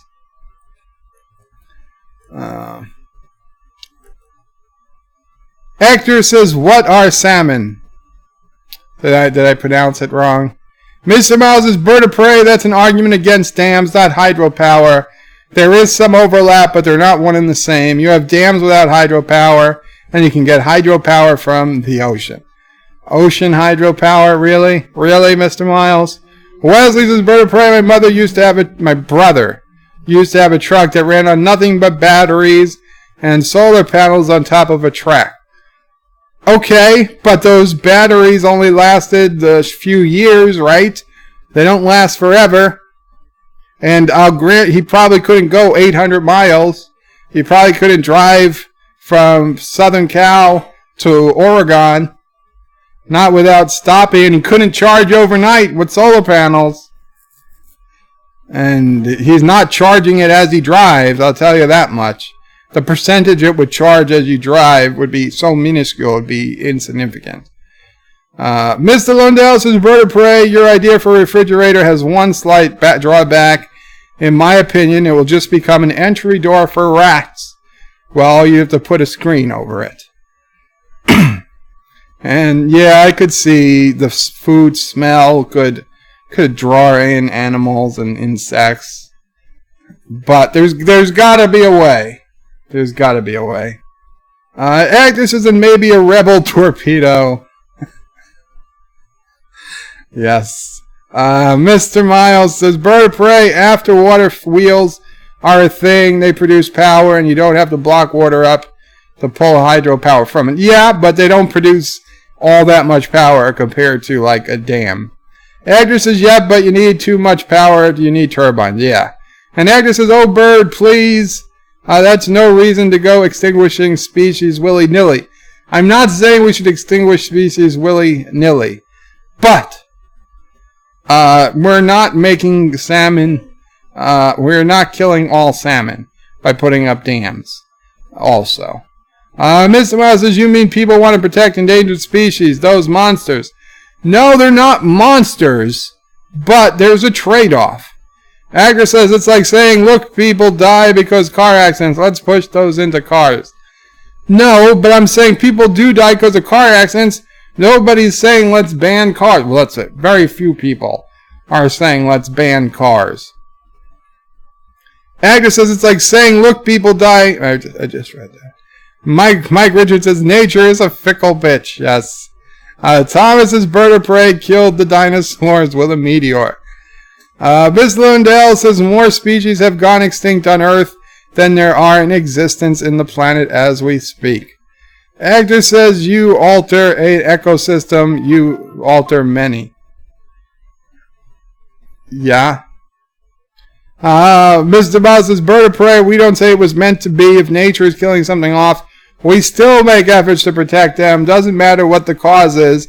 If we see them going extinct, we get involved. If it's a burn, we don't always get involved, and God knows what animal could be going extinct. Hector says some, not Kurogans. Mike Richards says, how many rants were we up to now? Quite a few. Hector says, I don't know, I got here 2 hours late, and we had like 4 rants. Mr. Miles says, bird of prey, when your brain produces Chinese text or some other language that you don't understand, you wake up and can recreate it. I can believe you. I can't even recreate the text that Alexander pasted in at the beginning of this stream. Mr. Miles says the biggest problem with the solar isn't the solar side, it's the battery side. Yes, I agree. Mr. Miles, but only one person caught onto that. Mike Richards says, Mr. Miles, Robert Healing said that for years. Mr. Miles is bird of prey, you understand, I'm sure, how much money the U.S. government gets from taxes. Small amounts pulled from here and there. If you do that with energy too, you end up with a lot. Tap, hydro, wind, solar, nuclear, and yes, even gas. Okay, if you're putting nuclear and gas into it, I'm for that. Okay, that's fine. But you can't rely on wind and hydro. You can rely on hydro for the most part, but you can't rely on wind and solar. And to be honest, I'm not sure if I want nuclear. Mr. Miles says, don't rely on gas for F's sake. Mr. Miles says, we don't need to get involved with burns. California has some fires that would disagree. Lol. No, I didn't say we don't need to get involved. I said that there are some burns where we would let it burn. Okay? Because we learned the hard way that putting out every forest fire was bad. So, we know that forests need to burn from time to time. So, only if the burn gets out of control do we go in and try to stop it. And to be honest, the fact that we did put out forest fires for so long is one of the reasons that forest fires can get so bad now. Because there is so much fuel for the fires that wouldn't usually be there if nature was allowed to take its course. Hector says alpacas are going extinct. We need to raise them to spare no expense. Mr. Miles says geothermal tool, whatever, we get it figured out. Alexander says, Mr. Miles, you rock. Hector says he isn't a rock. Thomas says nuclear car engines. What could go wrong? Mr. Miles says, Alexander, what did I do? Hector says, well, the Russians soon will have a nuclear cruise missile. Ask them. Alexander says, Mr. Miles, you rocked. Yes, he's complimenting you, Mr. Miles. He likes your positions on energy. And one last thing before I end it. Oh man. What was it? It was about nuclear engines, what could go wrong, geothermal. It was something slightly profound about power. I forgot. Geothermal, nuclear. And come back to me. Shit. Oh well. It's gone. Mr. Miles is confused. Oh, it's the energy thing. Yes. Thomas says, don't worry, Kuroga won't have forest fires anymore. And Mr. Miles says, thanks, Alexander. And thank you all for coming and hanging out tonight. I know you have a choice in your Friday night live streams. I appreciate you hanging out with me. Please remember to like, subscribe, comment after the video's over. It would be greatly appreciated. And share if you can. And all those great things. And thank you all to everybody who donated tonight. I really appreciate it. It does help. Helps keep me going. Helps keep the channel going. Helps keep Mama Pray in those $4 shoes she orders. Mike Richards' Bird of Prey, Robert Heinlein, a.k.a. Dean of American Science Fiction. Ah, yes, Mr. Fusion, that's it, actor. Fusion, thank you. I was going to say, we always believed once Fusion gets here, we're not going to have to really worry about electricity anyway. Of course, Fusion has always been just 20 years down the road. But we have some reason to hope that Fusion possibly really is not all that far down the road. That sustainable, practical, economical fusion power could be a real possibility in the next 50 years. And if we ever get to the time where we get fusion, honestly, the energy equation, the energy problem, really starts to just go away. Yeah, fusion will be amazing if we can figure it out, Mr. Miles. They say how it's really near. Says Ector, Mr. Miles says, I heard they sustained a fusion reaction for something like 30 seconds. Josh Street says, Bird is when cold fusion gets here. We don't need any other power system. Yeah. Mr. Miles says, it doesn't sound like much, but it's a nice start. Yeah. I mean, we're on the verge. We're on the verge of fusion power. And the person who can do it, or the company that does it, man, are they going to have it made. So, thank you guys. Take care. I don't know, Anti-Tracker might come on anytime. I know Doomcock's live, Nerdrotic is live, Midnight's Edge After Dark is live. Everybody's going live. It's that time. It's time for me to sign out. Thank you all again. Qapla, and take care. Thank you. It would all help. for watching Yes, my it went video. away. Please Take remember care. to comment, like, and subscribe. And don't forget to hit that bell icon. Without it, you won't get notifications of new videos. Check out BirdoPrey5.com, the new home of everything Birdo Prey 5 on the web. You can also check out my forum at juot.net. I'm also on social media on Facebook, Twitter, and Gab.